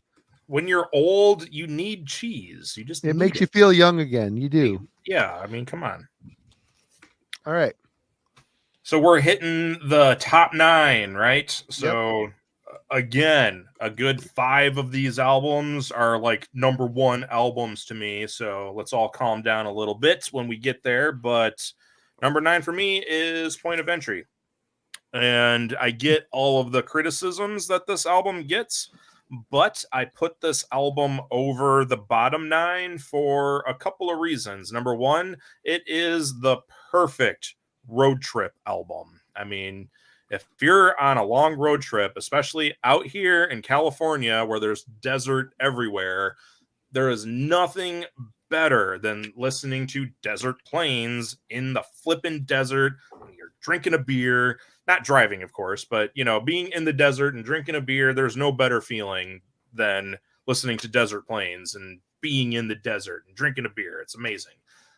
And apart from that, just like I said, I mean, it's the perfect road trip album. It's calm, it's mellow, it's middle of the road, it doesn't distract you too much. It's just a good rockin' record. And I think agree, a lot of, man. I think a lot of people just kind of dump on it because it's not British Steel and it's not Screaming for Vengeance. And it shouldn't be either of those things. I mean, it's point of entry. I mean, for this to follow up British Steel, yeah, probably a little bit of a miscalculation for sure. But you know, when you look at it, apart from that time that it came out, it is a solid record. It is the worst of the top 9, but it is far better than the bottom 9 when you can think about just how this album just makes you feel good when you're on the move. I mean, it's and say what you will about the paper on the cover. Yeah, it's a stupid cover, but I mean, it looks like a road through the desert, and there's 2 covers for that. There's one with like a airplane wing. Yeah, that one I don't like as much either. I prefer this artwork, but I mean, it's the perfect road trip record. So yeah, I dig it. I dig it.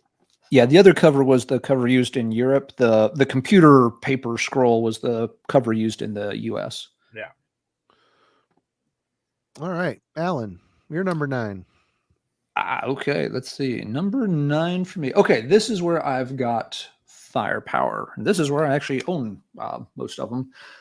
So everything Matt said is very true. It's the best of their reunion era albums. It's very solid. It is too long at 14 tracks. This album would be better had they trimmed a few tracks here and there. I've got it this high because it is very consistent. There's not really any duds on here. There's again, you can pick through and say like, these would be the 2 I'd leave off, but there's no track that's wanting on here. And it finally does the thing that everybody wanted Priest to do for the 15 or so years leading up to this. Just give us a kick-ass, no frills Judas Priest album. It's like, here you go. It's called Firepower. This is what everybody has wanted to hear Halford and company do since they got back together. Again, the Angel of Retribution, Redeemer of Souls, they were okay, but neither of those albums really sort of, kick you in the balls and make you think this is the same band. Yeah, they still have some of that fire in them. Firepower shows they still have some of that fire in them. I'm not moving on until somebody reacts. There you go. Thank you for patronizing me. But so yeah, I could put this a rank or 2 lower. It is a pretty new album to have in the top 9. So I was thinking maybe Ram It Down, Turbo should get shifted up because they're more part of the legacy. But I did want to reward this one for finally delivering the goods. Oh. I'm warming up now. Getting in the zone. Yes. So yeah, it is a very good album. If anybody has passed on it just because they kind of got tired of waiting for Priest to bring out the big guns, here's the album you were probably waiting for. Is it as good as Painkiller or anything like that? No, it's not. Does it still maybe feel a little bit like, they did this kind of stuff in the early 80s? Yeah, it does. But now they're doing it really, really well again, rather than doing it as a, kind of, passable and okay doing it again. So, yeah, Firepower, it's at the bottom. I wouldn't rank it any higher than this, absolutely. And again, another day, another time, I might slide it down a slot or 2. But, above this point, we're going to be starting to get into things, that are classics. that have, you know, the pedigree associated with them. So this is as high as one of the new albums is going to get for me, at least. Got Firepower ranked there at number 9. And let's see. And while we wait for Matt to rejoin us, this is a good time just to remind folks that we do have Heavy Metallurgy t-shirts still for sale. They've got really cool art from Nate Burns on it. I'm sure Marty's got the link in the description down below. He's got them for sale over on the Bind Rune site, so very easy to order. And Marty's also got the super chat feature turned on. Folks sometimes ask if there's a way they can sort of, you know, help out, support the stream, which we appreciate very much. If that's something you're into and you'd like to throw a few dollars our way, that's great. Nobody has to, nobody needs to. No. But if, you know, for those folks that are asking of a way to support and help out a little bit, you know, there you go. For example, it's allowed us to buy a better microphone for me to use, so I don't sound as, you know, tin canny as I used to. You know, sooner or later, you know, one of us is going to have a, you know, computer that dies or something else like that. Don't say out. that. So, you know, it doesn't hurt, you know, to have, you know, a little bit of funds in the war chest to help things out along the way. So I just wanted to mention those since we're kind of in the middle of the show right now, and we kind of got the, you know, sponsors and ads out of the way right there. Right on. And so now that Matt is back from his delicious pizza, so Matt, we're heading deeper into the top rankings. I'm next. Here. I'm next. Oh, I'm sorry. I'm so sorry. That's okay. I was buying time for All right, Matt. I'm going to take a couple more bites of pizza. Then I'll be right back. All right, hop. Get you another slice of pepperoni, and Marty, go right ahead. Number 9 for me was 2018's Firepower. I don't own this album yet. I've been wanting to buy it on vinyl, but every time I stumble across it, I'm not going to pay $45 fucking for it. I'm just not going to do it. But this is, I don't know how much Richie Faulkner had to do with the writing of this album, but it seems to me like after Redeemer, he kind of, you know, he toured with the band. He was on an album. This album to me is a fan pleaser for sure. They're definitely everything Alan said is 100% true. It just seems like Richie is more comfortable in his role. I think he really stepped up. He's a great guitar player, great stage. He's a great performer. And this album is what Judas Priest fans wanted. And I think it shows because the sales of this album were quite good. And the fan response was quite good. People weren't turning their nose up to Judas Priest anymore. This was kind of like a holy shit, Judas Priest, where have they been all these years type of fucking thing. And which is sad because they've been, you know, consistent all these years, but the first half of the album is just killer after killer after killer, and it's well written. I think Andy Sneap produced it, who's a fantastic producer. He's now in the band as the second guitar player in place of Glenn Tipton because he is suffering from Parkinson's disease. But fantastic album. It is worth being in the top 10 for sure. I think they remembered what they are, and they turned back on and they gave the fans what they wanted. 100%. Great album. Number 9 for me. What's your number 8, Matt? Number 8 for me is Defenders of the Faith. Now, great record. I mean, but there's so many great records we still have to talk about. So I don't know. This just had to fall somewhere. For me, it fell at number 8. Free Will Burning, Jawbreaker, Sentinel, Love Bites, Eat Me Alive, Heads Are Gonna Roll, all total bangers. Title track, total banger. I mean, this album was a very, very worthy successor to Screaming for Vengeance. I just happen to like Screaming for Vengeance a lot more. So yeah, this one wound up at number 8. I don't think it deserves to be any lower than that, you know, from the albums we're going to talk about. One of you guys might put it a little bit higher, but yeah, this is my number 8 for sure. Defenders of the Faith. It's great.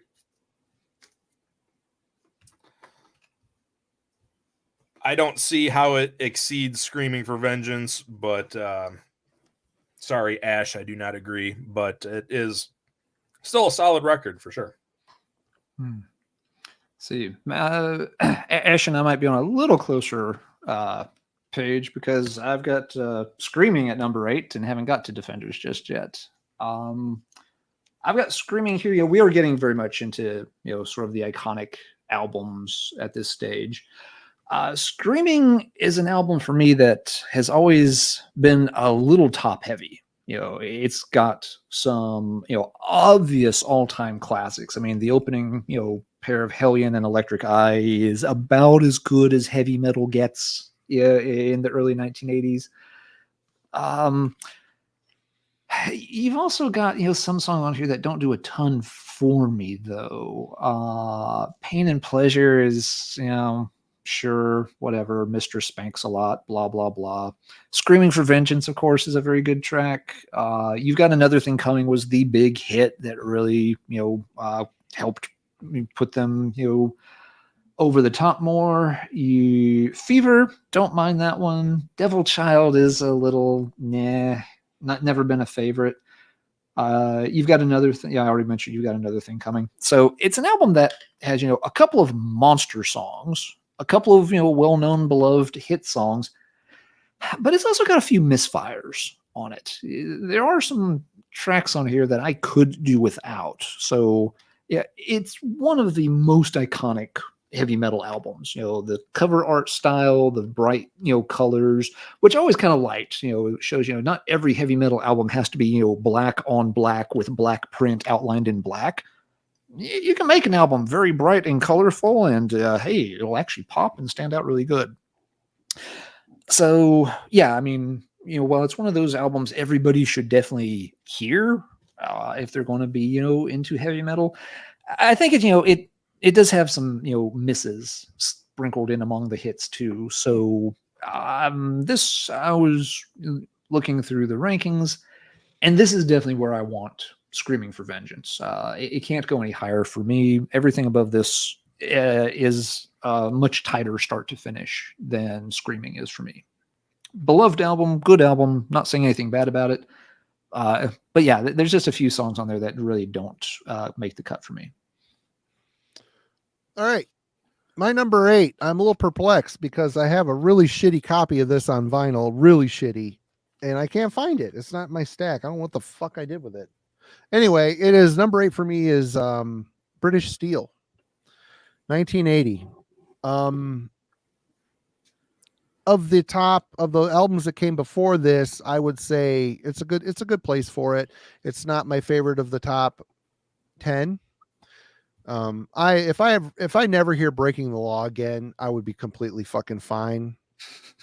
Living After Midnight is a close fucking second, but you got Metal Gods on here. What a great fucking song. Rapid Fire is a great song. Grinder. There's some awesome fucking songs on here. Good hard hitting new wave of British heavy metal record. I think it fits within that zone quite well. It really fucking bothers me that this record is not in this stack. I don't know what the fuck. I didn't loan it out. Don't you hate that? It happens. It happens to me a lot more than I wish to admit. I'm like, where the fuck did that Ride the Lightning CD go? I have no idea where it went. Anyway, number 8, British Steel. Matt. Thank you. You saved the day. Number 7 is British Steel for me. Great record. I love this record. I love the radio hits on this record. Those are the songs I grew up with. So, so sick of that. I know people. I get it when people say that, but it's like Back in Black. It's like if I ever hear that fucking song, it shook me all night long. If I never hear those songs again, I'd be. But here's the thing: like if you're listening to the radio and you have the choice of listening to Breaking the Law on one station or some modern crap on the new sale, say a new Ghost song, which are you going to listen to? Or You're going to listen to Breaking the Law. Like, sure. And I say that as an unabashed Ghost fan too. So, to me, I don't mind the radio hits. I think they're great. They're great songs. It's just overplayed, especially Northern Michigan radio. Of course they are, but they're the songs that made the band. They're the songs that people associate with Judas Priest, so that's why they're the ones that are played all the time, and I'm okay with that. I mean, you have to keep in mind too, I grew up in the Beavis and Butthead era, so to me, when Beavis and Butthead are making fun of breaking the law. That was my introduction, but I didn't get it because I was like, that song dumps, man. It's such a great song. So, to me, I love this record, but the rest of these albums I like just a little bit more. This album falls down to number 7 for me solely because United is such a terrible song. I hate the song United. Oh yeah, that is a really crappy song. Yeah. Oh, it's so bad. But if you took that song off of this record, it would probably be a notch or two higher. But unfortunately, it's on this record. So, British Steel. All right, Alan. All right, number 7. I also have British Steel. So, yep, we're all pretty much in the zone here on this one. I kind of thought British Steel might actually end up a notch or so lower. Originally, going into this, I figured it would be right below Screaming for Vengeance, but replaying British Steel, which I hadn't really taken it off the shelf in a long time, it's tighter than I remembered. It's an album that, for whatever reason, I tend to think of as being a little bit plain sounding, but it's actually got a pretty solid track list. It's, of course, Priest coming into the 1980s and starting to get some success. It starts off with, a great track. Rapid Fire is awesome. Nobody ever mentions it. Metal Gods is not one I care for that much. It's a little too laid back on the chorus. It sounds a little bit, to me, it's got a good march to it. I like it. It does, but yeah, it just feels like it needs a little more punch. It feels like a point of entry song to me more than a British Steel song. You've got Breaking the Law, which is, iconic. While we've all heard it enough, if you were going to make a list of the 25 heavy metal songs that everybody should hear, and I mean everybody, not just heavy metal fans. I mean, Stuart wearing the Winger shirt on Beavis and Butthead knows Breaking the Law and should. It is one of the heavy metal songs of all time. Goofy video with, the guitars and stealing the records from the bank and all that. But it helped the band break through. Which, this was a band that had, churned along for a long time in the 70s without making a lot of ground. I remember reading interviews. Yeah, I remember reading interviews with the band, and, folks, at the time, some folks, that were fans of the older stuff, they're kind of critical. It's like, oh, I guess Priest is selling out to be on MTV. They're like, dude, we had to start writing some albums that would sell because we were fucking starving. Yep. And that's a fair assessment. Yeah. I mean, they had like 6 albums in the bank, and they hadn't made a single dollar. Yeah, everything that they made was going back to their debts to the record label. So, and they were very in a very poor area of England too. During an era when England had the garbage strikes, where garbage. The Thatcher recession, was in full steam at that time. Poor spot. Yeah. So, of course they wrote a radio-friendly song, and then they're like, hey, this is actually a pretty good song. I think even our detractors would like this. So they wrote another one, and then another one, and then they put the album out, and they became millionaires almost overnight. So... yeah, exactly. Yeah, this isn't like, Metallica, changing directions on the Black Album, where Metallica already had a huge fan base and was doing quite well for themselves. This was a band that was, still scratching and clawing, trying to get any kind of, more visible success, deciding that, it's time for a change. So I can't really hold that against them, and there's no reason to, because this is a good album. What else have we got on here? Grinder is a great song.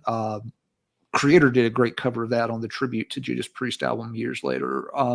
United, y'all both didn't like that one. The verses on that song, the verse structure is really good. It reminds me a little bit of Killing Machine, but then you get to that chorus and it changes directions completely and gets really kind of bubblegummy soft. They probably had 2 different songs they sandwiched together. That was quite... It really does. It's very jarring. Yeah. Because you listen to that when you get into that groove, it's like, this rocks out, and then it's like, it just stops and they build to that chorus, and it's like, what just happened to this? It's weird. Side 2 is a little weaker overall. This is where I'm not going to push British Steel any higher. The Rage, builds pretty well. Again, Halford does a good job of putting the tension into that song. Steeler is a nice closer to the album. I like a lot. But the other 2, Living After Midnight is one that one I have never been the biggest fan of, and you don't have to be old to be wise. you don't have to be old to know that your song title is too long, and there's just no way that's going to work as a lyrical theme. So never cared for that one either. So again, there's a couple of misses here, but I think it's a little bit more solid of an album than Screaming for Vengeance. And so I'm going to put it just one notch higher than Screaming for Vengeance tonight in the number 7 slot, British Steel. All right. Number 7 for me. Hellbent for Leather, otherwise known as Killing Machine, I think, overseas. It was originally released in the UK in 78 as Killing Machine, and it didn't get pressed in the US until 79, and they added a track and changed the title to Hellbent for Leather. Yep. Henderson, I've got your record, just so you know. And I really like this record. Delivering the Goods is a lead-off track. Good stuff. I even like Evening Star, kind of a weird Evening Star. Cheesy, but good, fun song. Hellbent for Leather, crushing. Green Manalishi, which is a Fleetwood Mac cover. Good song. Running Wild, where the awesome German band took their name from. Mm-hmm. Great record, man. Solid. Priest hitting their stride. This is 1979 when they were broke and poor and still trying to find themselves with their image. I don't know if I want to live in a world where Rob Halford has hair. It just doesn't look right. It never looked right for me. Yeah. But number 7 for me. Solid record, heavy record, good mix, good playful mix on this record. I like it. All right, number 6. Screaming for Vengeance is number 6 for me. And it's really a toss-up between this one and the next album that I would pick, but I'm going with number 6 just because, I don't know, man, this record has a lot of cheese on it. It kind of reminds me of, I guess, them laying the groundwork for what's going to come with their ultimate cheese that is yet to come.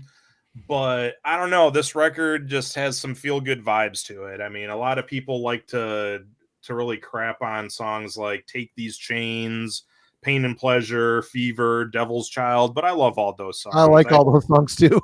I pretty much love every song on this record. I mean, The Hellion is the greatest intro of all time. Nobody, it might be. Yeah, it very well might be. Nobody has topped The Hellion for an intro. It just has not been done. I challenge anybody to prove me wrong. You're not going to do it. And Electric Eye is just a great song for that to lead into. Yep. It is just so powerful. And then the album it gets a little bit silly, but it hits really strong on side 2, Screaming for Vengeance. You've got Another Thing Coming. Fantastic songs. I mean, this is an 8 out of 10 record for me. And just because it's not a 9 out of 10 is why it doesn't hit the top 5. But depending on my mood of the day, this could easily be in my top 5 too. It's just today I decided to knock it down one extra peg. But when I originally pulled all of these out to do my initial ranking, it was number 5, but I decided to make it number 6 today. So that is Screaming for Vengeance. Nice one. Record. Alan. All right, we're up to number 6. Before I do that, just want to say hello again to all 80 people watching live in the chat right now. Thanks again for joining us this evening. Y'all rule. Hope everybody's having fun. Looks like folks are having a lot of fun in the comments. I'm typing responses when I have a chance. But number 6, now this is where the rankings start to get really tough for me. Like Matt's been saying, there's like 5 number 1 albums in here. I can still put some of these a little higher than others, but it's getting very tight at this point as far as what should come next. On this particular day in the year of our Lord 2022, number 6 will be this one. Sin After Sin. It could be higher on a different day. It should be higher. Hey, there's a reason or two it's not, for me at least. Let's see. What have you got here? It's Priest's 3rd album. They're getting into the zone here for sure. You've got, the opening track Sinner is just timeless. You've got, the cover of Diamonds and Rust, and it's a brilliant rendition. Yeah, awesome song. Love that. Then you've got Starbreaker, and I have never liked this song. It's got Love the bad, It's the bad hand, fantastic. the bad hand clapping thing just sinks it for me. I can't get into it. I wish I could. Last Rose of Summer, it's a ballad, but it's so very good. nicely done. I like it. Halford, again, getting to really use his vocal range in a different way here. And a lot of people, like to crap on the ballads on the heavy metal albums, but no, this is very, very good. I like Last Rose of Summer. Always have. Next few songs, are all absolutely fine. It closes, of course, with, an absolute timeless masterpiece, Dissident Aggressor, which just comes out of nowhere. Killer. This is one of those cases where the track placement works really well because before that you've got Here Come the Tears, which it's not the best song on the album, it's not the worst. It's very kind of slow, a little doomy. It moves at a very kind of almost plodding pace, and then just bam, out of nowhere, Distant Aggressor hits you. I remember the first time hearing this album. It's a short song, and it comes out of nowhere after that slower one, and I remember just thinking like, what the hell just happened? Is that song supposed to be there? Is that still part of the album? What the hell? I don't understand how this is your number 6, like at all. After everything you just said, like how is this your number 6? That makes no sense. It makes no Starbreaker brings it down a bit. That song really, really hurts me. Some of the stuff on side 2, again, I don't mind Let Us Pray, Call for the Priest, Raw Deal, Call for Here Come the Tears. Nothing against those songs, but they're not. I wouldn't put them on my Judas Priest mixtape of best Priest songs, not even best Priest songs from the 70s. So that's why it's coming in where it's coming at. Different day, it could come in a little higher, but it's, again, we're in that very tough part of the catalog. It's tough going here. You got to fight your way up to the top, and it's a lot of competition. So yes, some of the best Priest songs imaginable. One real dud of a song and some other tracks filling it out that are pretty good. Let's put Sin After Sin there, and I'll be interested to see how high you guys do push it. It's an album that I'm not going to complain if you've got it pushed much higher. Makes perfect sense. But Marty, what have you got at number 6? All right, everybody. Noah Payne is in the chat. He's highlighted up on here. He is the main guy in the band LanzerRath, which we plugged at the beginning of this episode. Yeah, you were talking about them earlier. They sounded really interesting. Link in the description if you're into really polluted, dark, and fucked up, awesome underground black metal. My number 5 is 1984's Defenders of the Faith, which I got at New Moon Records back in the day for 25 cents. Wow. Granted, the record is not in the best shape, but 25 cents, you can't really complain. This album is a great fucking Free Will Burning, which they had a video for. I saw it for the first time on Canada's Much Music back in the day. Jawbreaker, Rock Hard, Ride Free, The Sentinel, Love Bites. My God, what a great fucking album. This is, and I have Kelly Perkins' album. Kelly, if you're watching, your record landed in a very safe place. I'm going to assume you're from Traverse City. But yeah, this is Priest on the rise, packing stadiums with a gigantic this thing in the background with the hands that came out and they get up on the Sentinel. hands. Yeah, the Sentinel making it's fucking killer, man. This is such a great record. My number 5. We're getting to the point now where we're getting down to brass tacks, and yeah, this is Priest embracing who they are. They're a metal band. It's heavier than Maiden, I think, in a lot of ways. I don't know. It's really hard to say, but I love the cover. I love this album. Good stuff. All right, we're into the top 5 now, Matt. So it's getting all serious. Right. So this is where it starts to get real. Oh shit! I fucked up. We're on number 6. I fucked up. That was my number 5. You jumped. Okay. Well, should I? You just have to flip flop. We'll come back around. I'll do my number 6. Sorry, everybody. Okay. I fucked up. You said 5. I just assumed you said the wrong number. No, that was number 5. My number 6 is something different. Anyway, go ahead. No worries. Fuck. Stupid. My number 5 is Painkiller. Ah. So, I mean, great record. I mean, some people say that this is their favorite Priest record, and more power to you. It is great. But like I said a couple of times already, when we're here at the top 5, all 5 of these albums are #1 records for me. And Painkiller does not have a bad song on it, in my opinion. It is such a heavy record that, man, does this thing slap you silly. And it came out at a time where, I mean, the music industry was not here. It was not here at all. But Priest came out and said, we're going to do our heaviest album of all time. And they did it. They did it great. They slayed everybody around them. And when they play Painkiller live today, everybody goes nuts, as well they should. I mean, it is one of their best songs. It is one of their best albums. The only reason why it's number 5 for me and not any higher is just because I love the 70s albums above any other from Priest.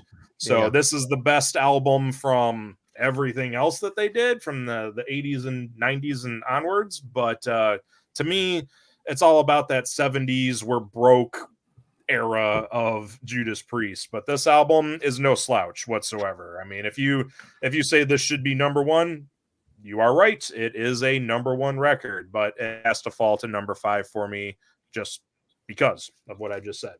My favorite song on this record, Painkiller, Hell Patrol, All Guns Blazing, Metal Meltdown. I mean, so many good ones. So many good ones. Yep. Yeah, so many.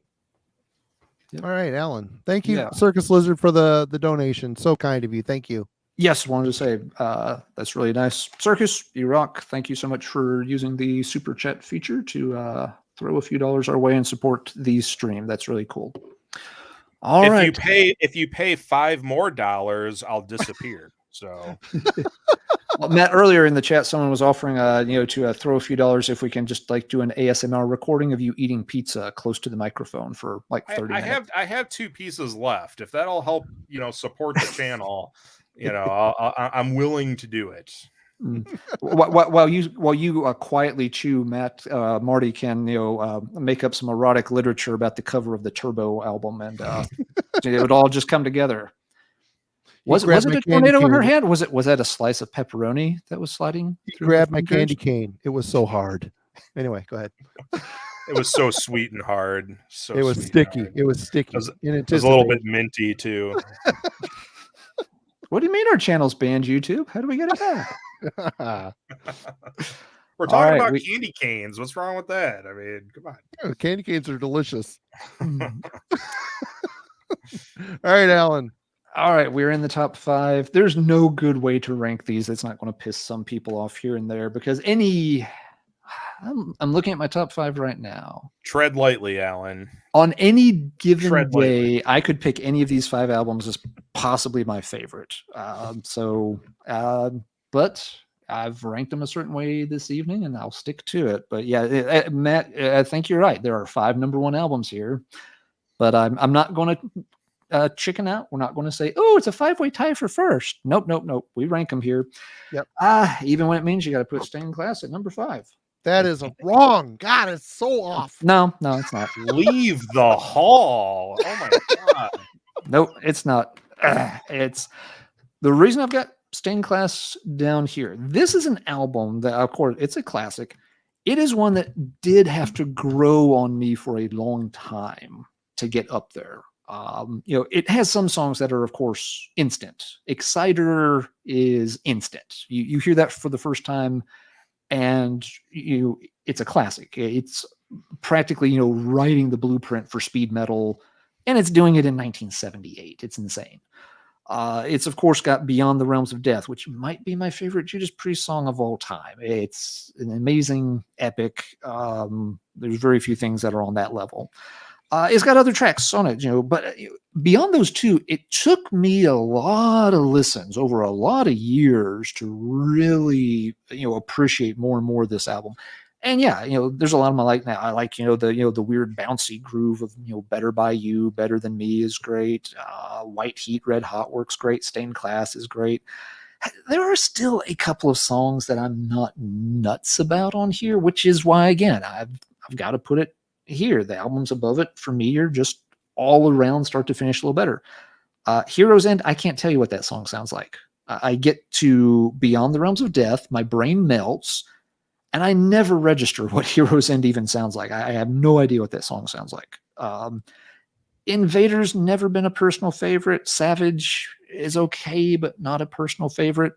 So, yeah, it's a classic album, but they're getting the new look, even just, the weird cover art, but it's got the newer logo. It's got it's still kind of a weird looking 70s cover, but it's also more of a metallic looking cover than what they had just a year before with, the old, big old English font and stuff.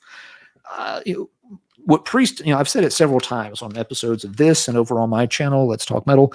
The two albums Priest puts out in 1978, they reinvent heavy metal. They paved the way for heavy metal into the 1980s to cut ties with the Black Sabbath, Led Zeppelin, Deep Purple, trinity that was heavy metal of the 1970s. That style is on its way out as soon as these two albums come out in 1978.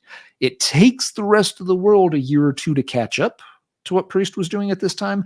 Priest is just on another level. Here in the mid 70s and heading into the late 70s, nobody's doing what they are. And what they do is they invent heavy metal that we all came to know and love in the 1980s. Can't take it away from them. But fair point. Yep. The album. So why is it not higher on your list then? Because I don't know what Hero's End sounds like, and I'm not a big fan of Savage or Invader. The other the albums are getting to the point where I'm having a hard time above this picking any song I don't like. You're not ranking them the exact way that I would rank them, so I'm triggered, man. We're not friends anymore. We're not friends anymore. Stupid and dumb. I'm not talking metal with you anymore. Your list hurts my feelings.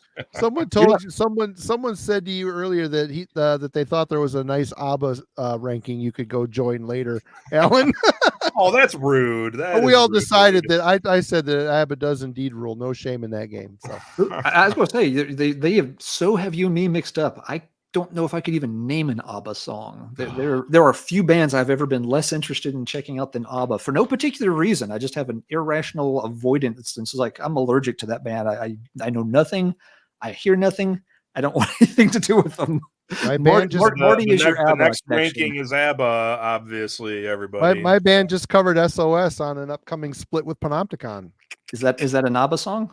Yeah. It's an ABBA song. I'm not goofing. I know. Yeah. ABBA were Swedish. Yeah, they're part of my growing up too, along with Kiss.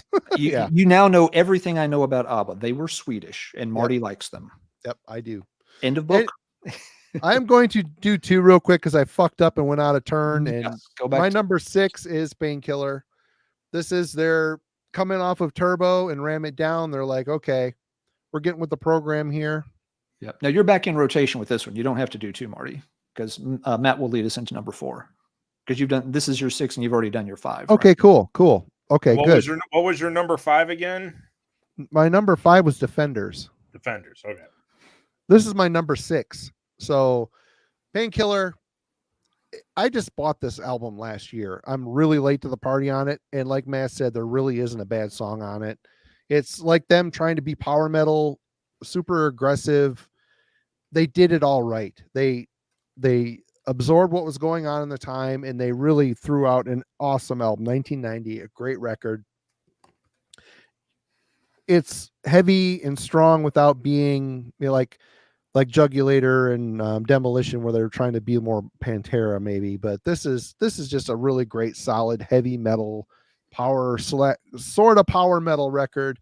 Halford is screaming on fire. He sounds like they lit him on fire in the studio. They lit his candy cane on fire in the studio. And here it is, screaming his brains out. Awesome song. Not a album, not a bad song on it. Love it. Sorry, I went on a turn. Anyway, Matt, you're up. Number 4. Number 4. All right, we're getting down to it. Hellbent for Leather, Killing Machine, whatever you want to call it. That's my number 4. This is another one where originally when I first heard this record, I thought it was okay. I didn't rank it as high as I do now, But as time has gone on, this album kind of, you know, like a fine wine, it tastes better with age. And Halford, man, sex on a stick. Look at him, all that hair. Oh, jealous. But this record is great. And the one song that I always loved off of this was the Fleetwood Mac cover, Green Manalishi with the 2-prong crown. Yeah, it's in my top like 3 songs of Judas Priest, and I didn't even know that it was a Fleetwood Mac song the first time I heard it. And when I heard that it was a Fleetwood Mac song, it kind of blew my mind, and I went and listened to the original. I was like, yeah, no, I prefer the Priest version. But Running Wild is on this album. Marty and we're huge Running Wild fans, you know. So is Alan. Big time. So is Alan. Yeah, all of us. Yeah. So, I mean, Running Wild, great. I mean, there's a couple of songs on here I don't really care for, but by and large, it's got a lot of great songs. Delivering the Goods, Rock Forever, title track. Take on the World is a little bit annoying, but I can deal with it. Burning Up. I mean, a lot of great stuff on here. Now, I will say Unleashed in the East that came out, I believe, right after this album, has a better recorded version of Green Manalishi on it, in my opinion. But I still absolutely love this record. So good stuff. Good shit. Yeah, we're all busting each other's balls in this. It doesn't matter. I mean, all these albums are we're having fun with it. all interchangeable. So much fun. Alan, number 4. Watching people freak out in the comments is it's the best. Fun. I love it. I love it.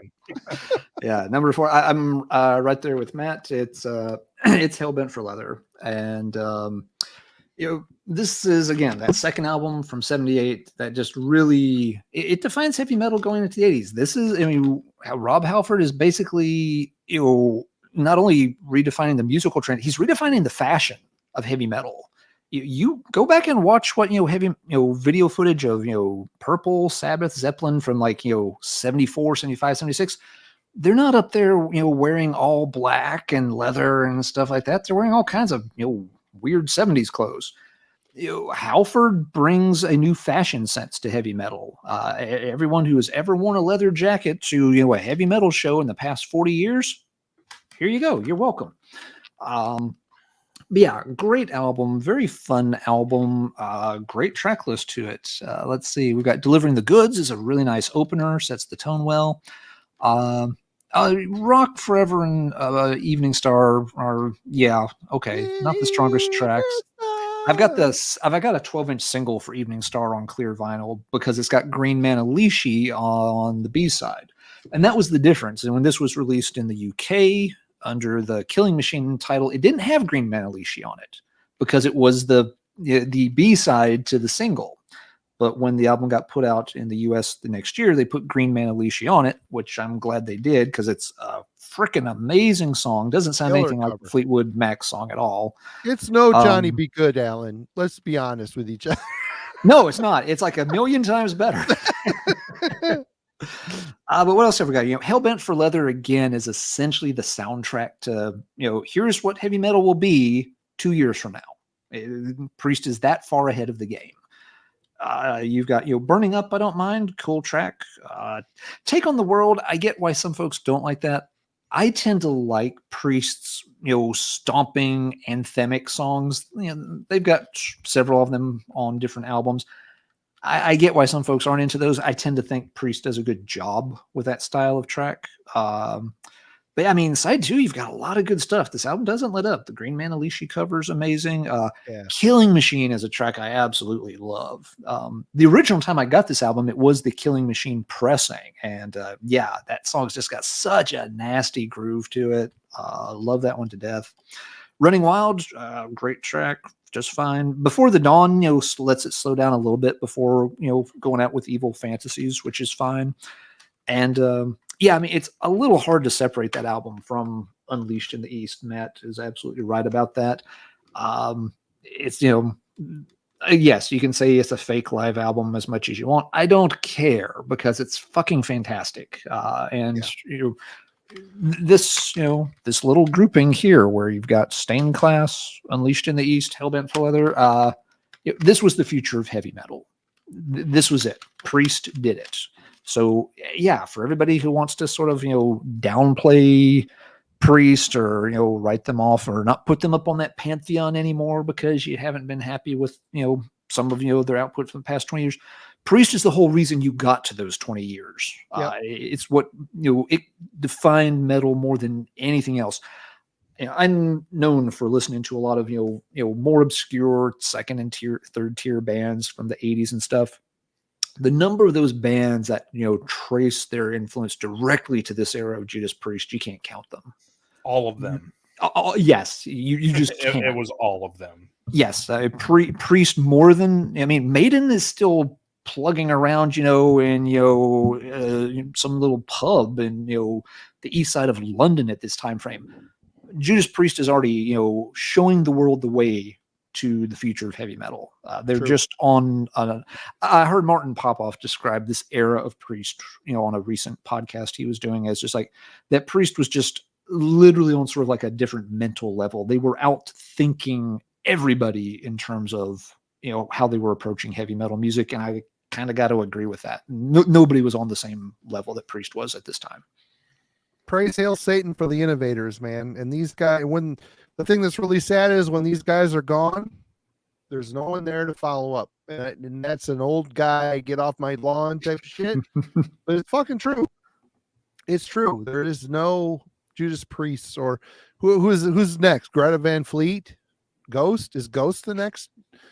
Slipknot. I don't know. Slipknot? No. I don't know, man. I don't know. It's just times have changed.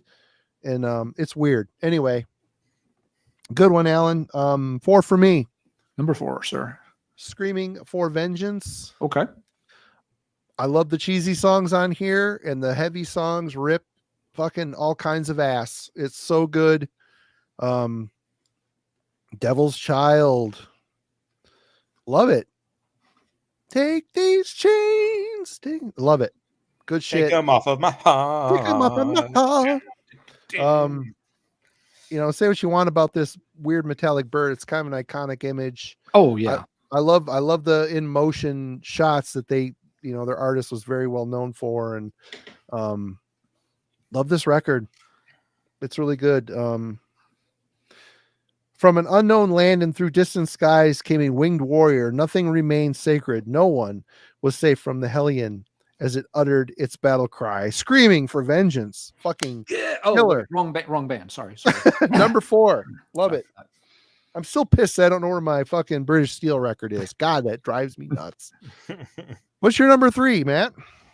Man, the bottom 3 were so hard to rank, but no, they weren't. Yeah, just they go are. with, go with your heart. Go with your heart. Yeah, I mean, I'm going with Stained Class for number 3. Just okay. God, I mean, I could easily switch it out with my number 2. It's just that close. But Exciter, White Heat, Red Hot, Better by You, Stained Class, Invader, Saints of Hell, Beyond the Realms of Death. I mean, they're all great. But Beyond the Realms of Death is a great fucking song. It's so good. Yeah. And really, the only reason why it's number 3 instead of number 2 is just because I don't really care for Hero's End. Savage is just kind of there, but that's 2 tracks. I mean, so what? I mean, this is just a fantastic record. Really weird cover. Like, I don't know. Did Crimson Glory try to rip this off? Is that where Crimson Glory got their idea from? I always assumed it was taken when one of those points where Arnold Schwarzenegger jumped a little too far back in time and then had to come back up to like 1992 to try to save the annoying teenage kid. That's my take. Yeah, I don't know about all that, but I mean, Stained Class, the first 3 Priest albums. I mean, you guys already know what the number 1 and 2 are here. I mean, these first 3 records are untouchable, and it is just amazing to think how these did not catch on at the time. Like, you look at these albums now as just such timeless classics, but nobody cared about these Priest albums when they came out. Nobody cared about Priest until British Steel came out. So, it's just weird looking back at it with that filter, because when you listen to these early records, they're just miles above everything else happening at the time. I mean, they were just revolutionary. And like Alan has been saying, I mean, they invented what we know as heavy metal. And I don't think they get the credit for that. Everyone throws that credit to Black Sabbath, which is fair to a point. But I think a lot of it needs to go to Priest too. And you just can't deny that off of the strength of their, albums 2, 3, and 4, I should say. I think Sabbath influenced the more stoner trajectory of metal, whereas Priest was just more traditional metal. Gotta agree with Mr. Dark Path. Hell yeah. Gotta agree with James. It's apparently the cover model is the same one from that horrible Autograph record that everybody thought was heavy metal in 1980. Turn it up, the radio. The most non-metal thing in every metal bin, in every record show in North America for the past 35 years. Even more so than a Montrose record. I always see Montrose records in those bins too. And I'm like, why is this here? Don't get me started on Montrose. We're having a good time. Triumph records. Come on, man. I'll give Triumph a pass and just kind of look past them. Montrose, we go down a dark path. Triumph had some good records. They had some good songs. Anyway, we go down a dark path if we go to Montrose.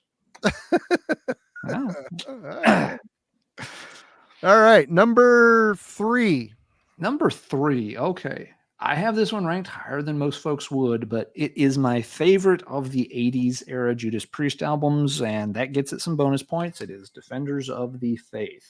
I know most people are going to pick, Screaming for Vengeance or British Steel a little higher than this one. Of those, 3 albums, if you want to lump, I think, after this Turbo, there's a little bit of a line where, again, by Turbo, you're getting into party metal time. This one, not yet. Priest is riding high on this album for sure. But there's nothing that sounds, there's none of the sort of more goofy stuff that maybe Turbo had. This has just got a badass track list to it. You start off with Freewheel Burning, which just rips your face off. Jawbreaker, very, very heavy, good vibe to it. Rock Hard Ride Free, very anthemic. You've got The Sentinel is, a classic. No, it's not as good as, Electric Eye and Hellion, but it's very, very good. Love Bites, I like. Nothing wrong with that song. Eat Me Alive is maybe a little too cheesy for its own good. Some heads are going to roll, but then you get When the Night Comes Down, another track that you don't hear mentioned enough, but it's very good, a little atmospheric, kind of moody. It leads into, the closing pair, Heavy Duty and Defenders of the Faith. Again, I get why some folks don't think of that as a great song. I think Priest is very good, though, at doing that simple foot stomping, chant along, everybody's fist up in the air kind of track. They always did those quite well for that. Arena metal. They were great. Instead of AOR, they did AOM. That's oriented metal, and that's a good way to put it. And that's something to remember too. I mean, they're playing these things, to sold out 20,000 seaters. You want something to get that whole crowd up and roaring and chanting with you, absolutely, and that's the perfect kind of song to do it with. So I recognize that this is not as artsy or classic a pick as something like Stained Class or Sin After Sin, but start to finish, it is a really good album. I think it's, for me, just in my opinion, it's definitely a cut above Screaming and their other early to mid 80s albums. So that's why I've got Defenders of the Faith ranked that high. Quite okay that other folks don't have it quite that high. I get that, but I wouldn't put it any higher. But tonight, yes, Defenders. I'll defend it at number 3 all night long. Right on. All right, Marty.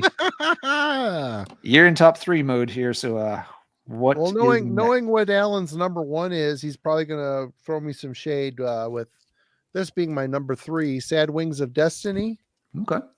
What the hell is this sticker? Specially faded for easier programming. What the fuck does that mean? I have no idea what that means. That was probably a radio promo where they had fade-ins for the tracks so they could time it easier when they put the needle on. It doesn't have a gold stamp on it, but okay. Or if they're wanting to do the station identifier or let the DJ quickly say, and up next, Judas Priest with blah blah blah. Yeah. Music's already starting. Yeah.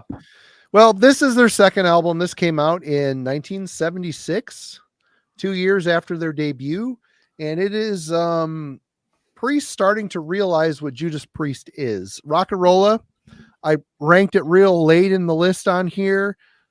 This is them starting to, there's still some rock and roll on here, but there is some definite metal going on. Ripper, Victim of Changes, Dreamer Deceiver.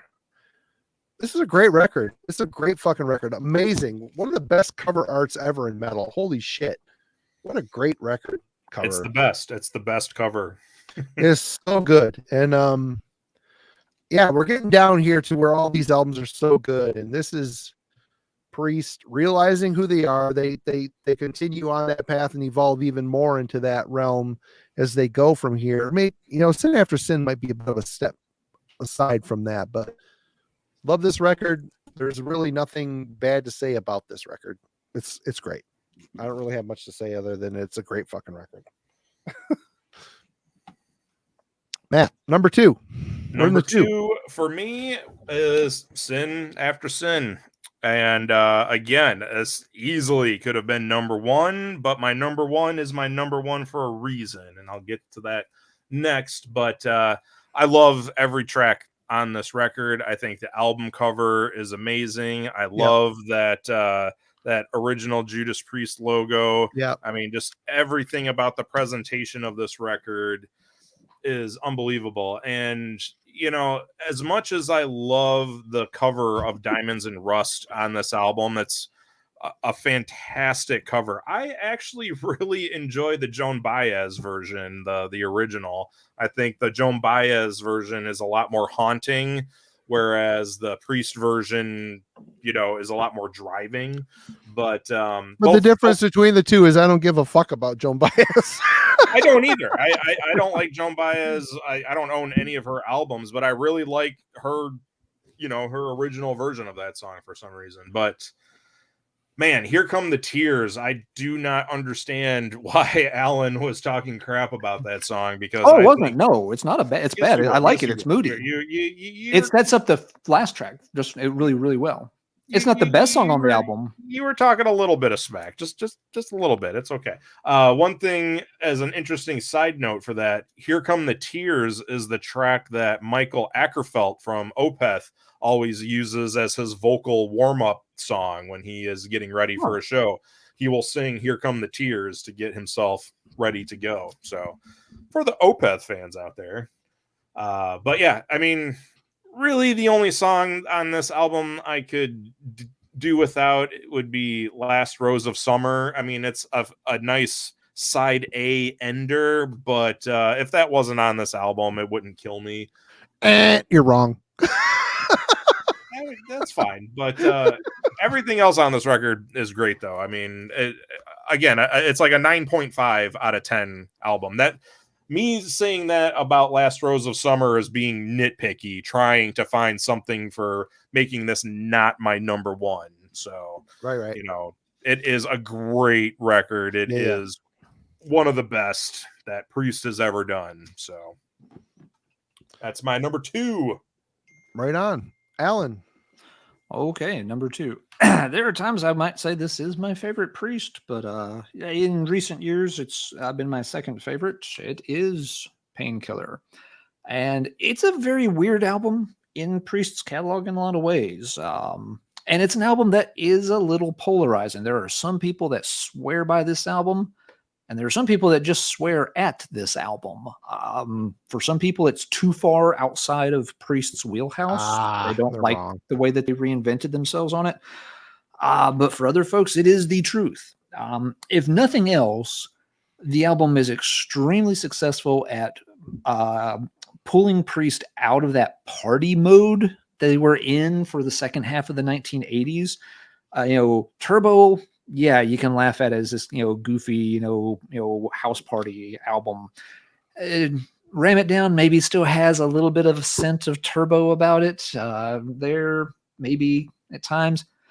This is not a fucking party metal album. This is, vicious. This is getting, power, speed, territory, which, yes, is not something Priest is all that known for, but somehow they do it better than almost any other band that has ever tried that style.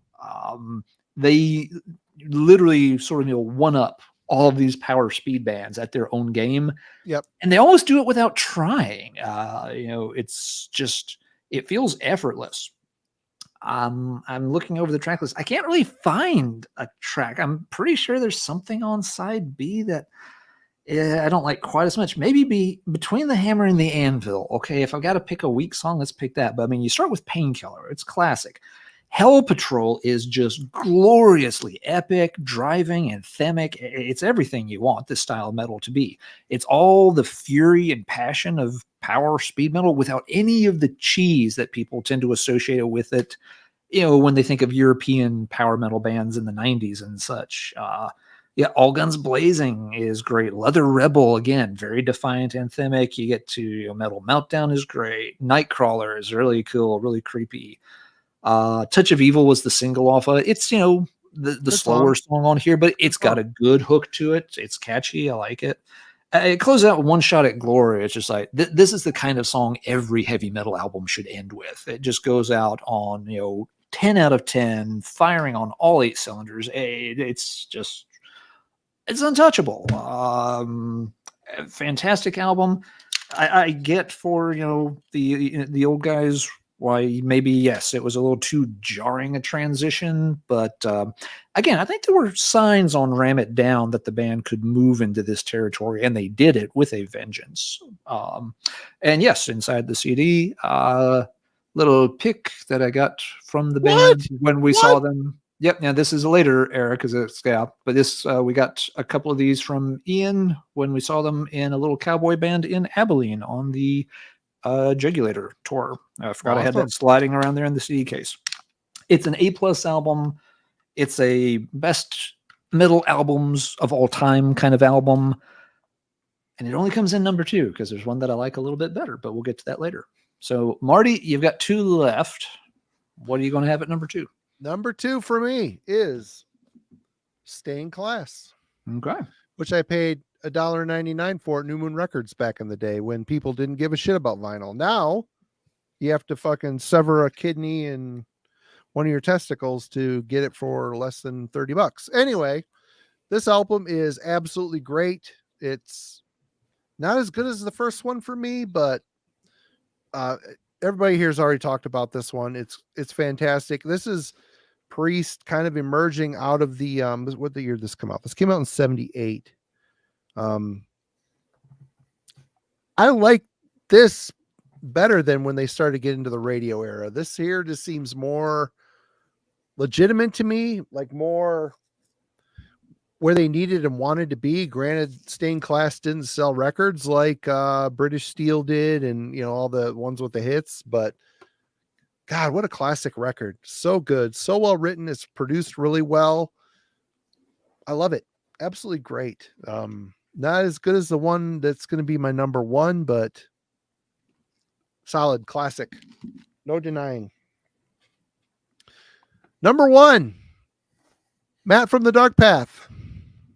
So if we were to include the live albums in this ranking, which we made the conscious decision not to do, but if we did, my number 1 would be Unleashed in the East. I mean, this album is all of the best songs from the classic 70s albums, really. So this is the greatest hits album for sure, because it's not really a live greatest record. It is the fakest live album of all time, but as Alan said, who gives a shit? Yep. Like, it's just it's great. So when I just want a quick blast of all of the Priests that I love, Unleashed in the East is where I always go. So just honorable mention to this one, but the number 1, what we're left with is, of course, Sad Wings of Destiny. And this is my favorite record because it has Victim of Changes on it. And when I first heard that song, that's when I fell in love with Judas Priest. That song blew my mind. I could not believe what kind of vocals I was hearing.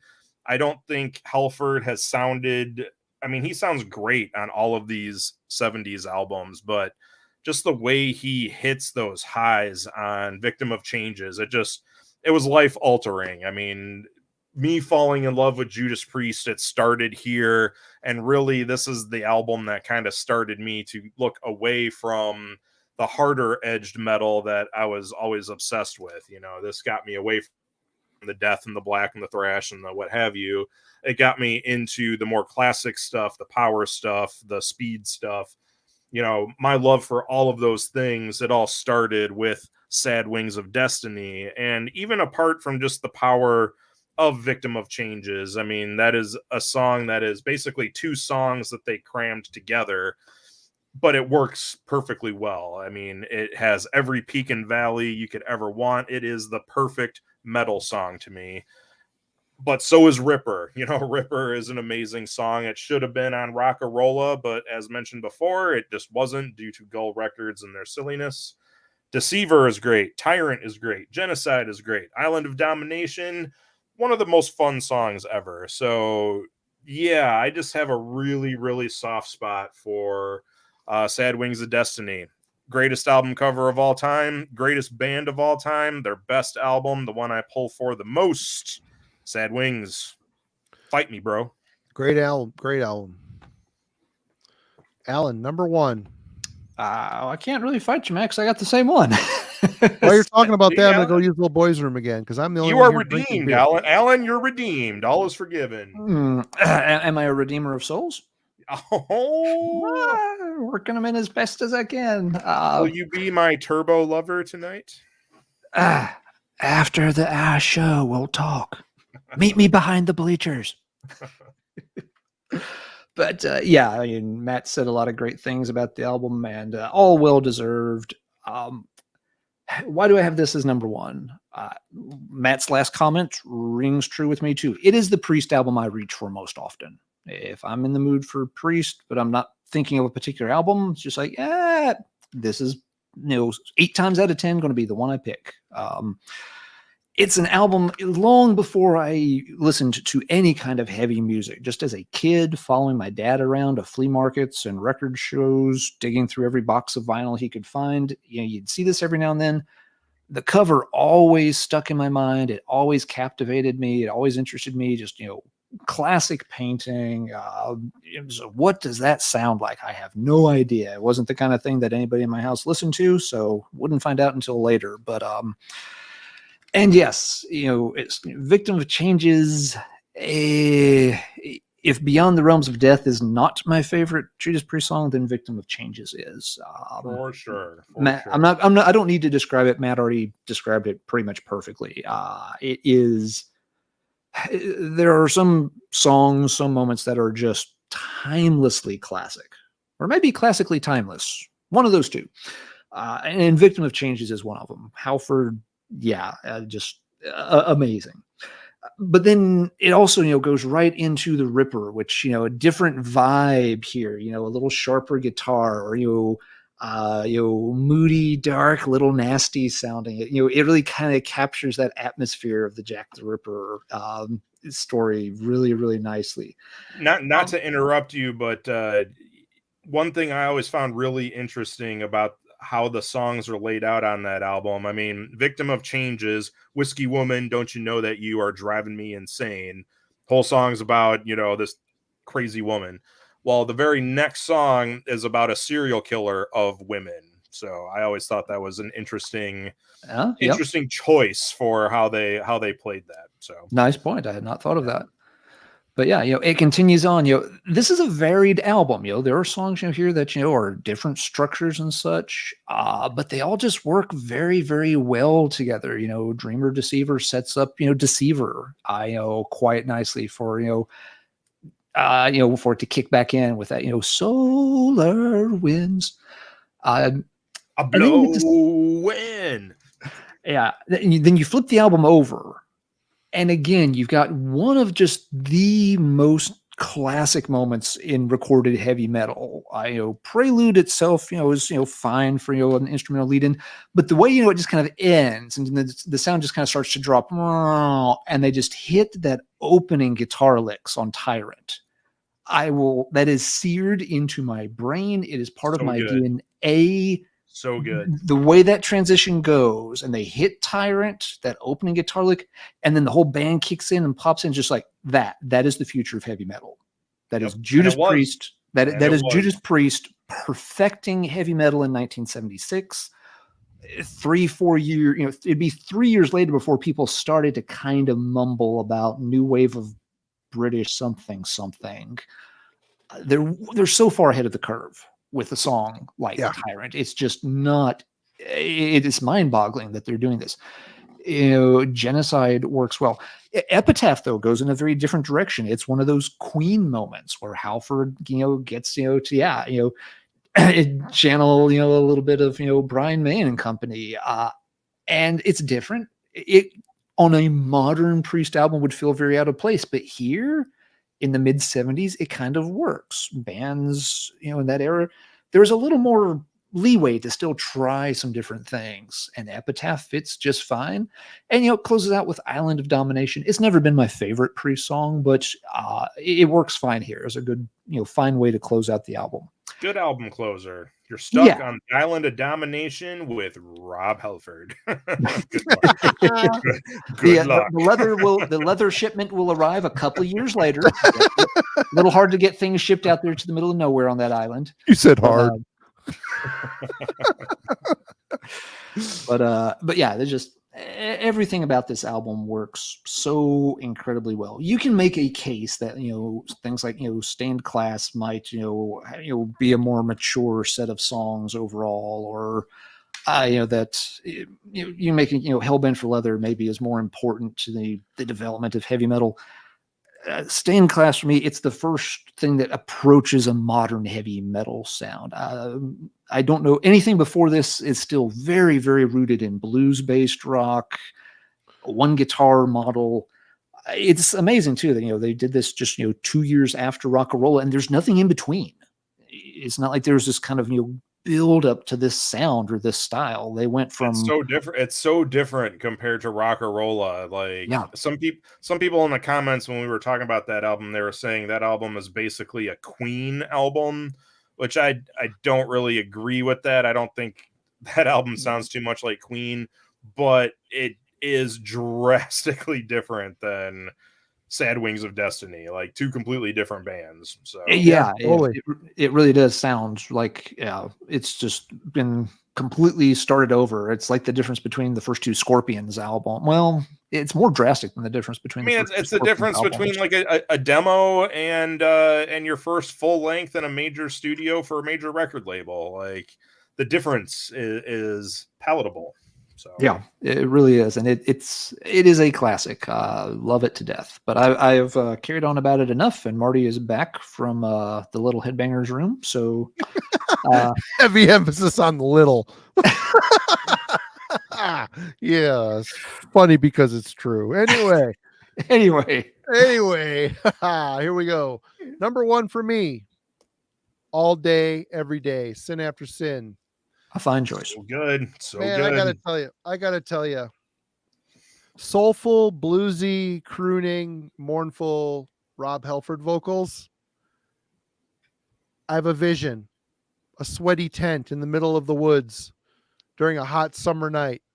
I will gladly be Rob Halford's inside spoon as long as he's singing me the last rose of summer in my ear. Matt, this is where you start the chewing noises. Funny because it's true, man. Oh my God. Rob Halford, out of all of the Judas Priest albums, he's amazing. He's got the Soaring Highs, the Metal God. I love bluesy Halford. And this album is full of it. You got Diamonds and Rust, Starbreaker's cheesy as fuck, but I love it. Last Rose of Summer it's wonderful. And I love how the album ends with Distant Aggressor. What an awesome fucking song, man. What a way to the riff,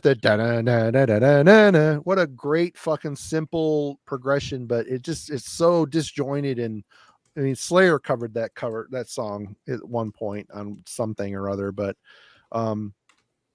what a crushing song to end a very bluesy album. Diamonds and Rust, Joan Baez song, Sinner, great opener. I love this record. Absolutely great. And it's not because I dislike the other ones more. It's just this one. This was probably my second or third Priest record. And it was the one that absolutely connected. And I return to this album frequently. I love it. I love it from beginning to end. Cheese or not, great stuff. And I get why, everybody else's picks, they're all in my top 5 as well. But Sin After Sin, absolute classic. I love Halford singing on it. He's the most bluesy and croonful that he's been on any of his other stuff. I think I'm amazed how close our rankings were for these albums. Like by and large, we were really close on these. Not like the Man of War one that you guys did. That was painful to watch, guys. But God, that was so much fun. People were so pissed in the chat. It was fucking hilarious. It was so funny. But no, that's a good point. That was a great episode, and I love Jason. But man, you guys really poked the bear with that one. It really doesn't seem like we did that much. Yeah, I was noticing that as we went through it tonight too, Matt. That where it's like, things are shifted around here and there, but not drastically. Not too drastic. Yeah. I mean, the top 9 are the top 9 and the bottom 9 are the bottom 9 for the most part, give or take an album. And even within those, you can, there's like the top 6, or was there anything?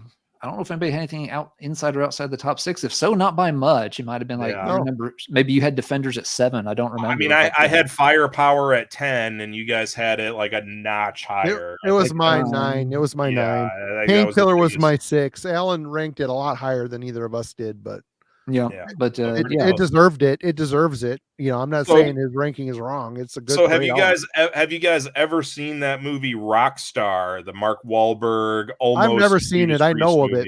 I've never seen it. I'm sure most people know the story behind that movie. It was supposed to be about Tim Ripper Owens joining the band, and Hollywood just changed it around too much, and the band said this isn't accurate, this is ridiculous, and they took their name off of it. It's not that bad of a movie. Like for what it is, it's totally worth a watch. It's a good rock and roll movie. It's not fantastic. It's not absolutely shitty. It is worth a watch if you ever see it for free on YouTube, or if it's ever on Netflix or whatever. Give it a watch. It's not awful.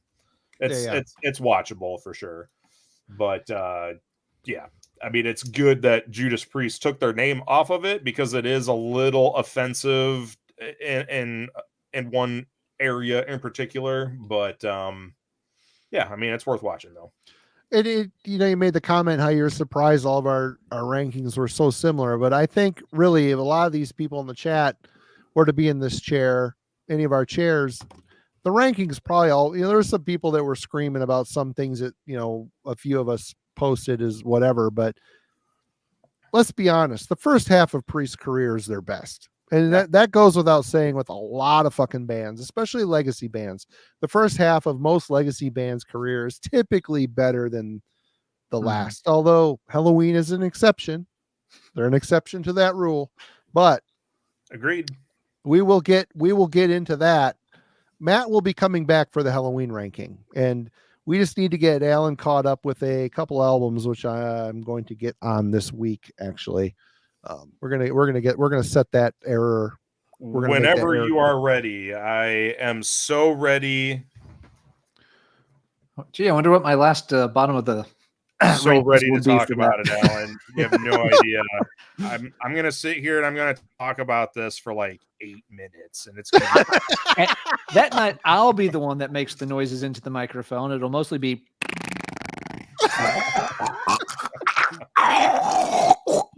I'll just record my cat coughing up a hairball, and we'll play it on loop for a while. Oh man. But that actually ranking is gonna be difficult for me, because 10 years ago, that ranking would have went a lot different than it does now, to be completely honest. And I don't have the history with Halloween that you do, so my ranking could change in 10 years too. But yeah, I'm pretty solid with where I place them. But that'll be a fun one. Yep, it's going to be a fun one. Yep, we'll get to that in the not so distant future. But thank you, everybody. 3 hours. We did it under 3 hours. 18 albums. We did pretty good. What We the did. fuck? Good for us. I'm proud of Good us. for us. You know, we get a gold star for the night. And thank you all you folks for hanging out with us again tonight. Episode 52 of Heavy Metallurgy. And you know what? You really do need to go check out The Dark Path if you have not done so yet. Matt's channel. He does an amazing job of collection updates, and he also does a lot of really cool deep dives. And he's also been doing these theme dives lately, which are a lot of fun too. They are, yes. He did a sci-fi one, a fantasy one, and Matt, have you done the horror one yet, or is that still? So I did. It's a 3-part series called Realms of Metal. Episode 1 was about some of my favorite sci-fi albums. Episode 2 was fantasy, and episode 3 horror. I just filmed that on Monday. I'm gonna post it in 2 weeks, so stay tuned for that. In the meantime, I do a lot of collection updates because I am a hoarder like everybody else that is into this kind of stuff. And I do have 2 upcoming deep dives that are a little bit off of the beaten dark path, but I think people who are a fan of that series will like it. So if you enjoy watching ugly, bald, bearded men talk about heavy metal music, industrial music, and anything in between, come check out the Dark Path. We have a lot of fun over there. And the Marty Worm channel. Hey. Yeah, me and Mr. Matt are brothers in Skullet Metal.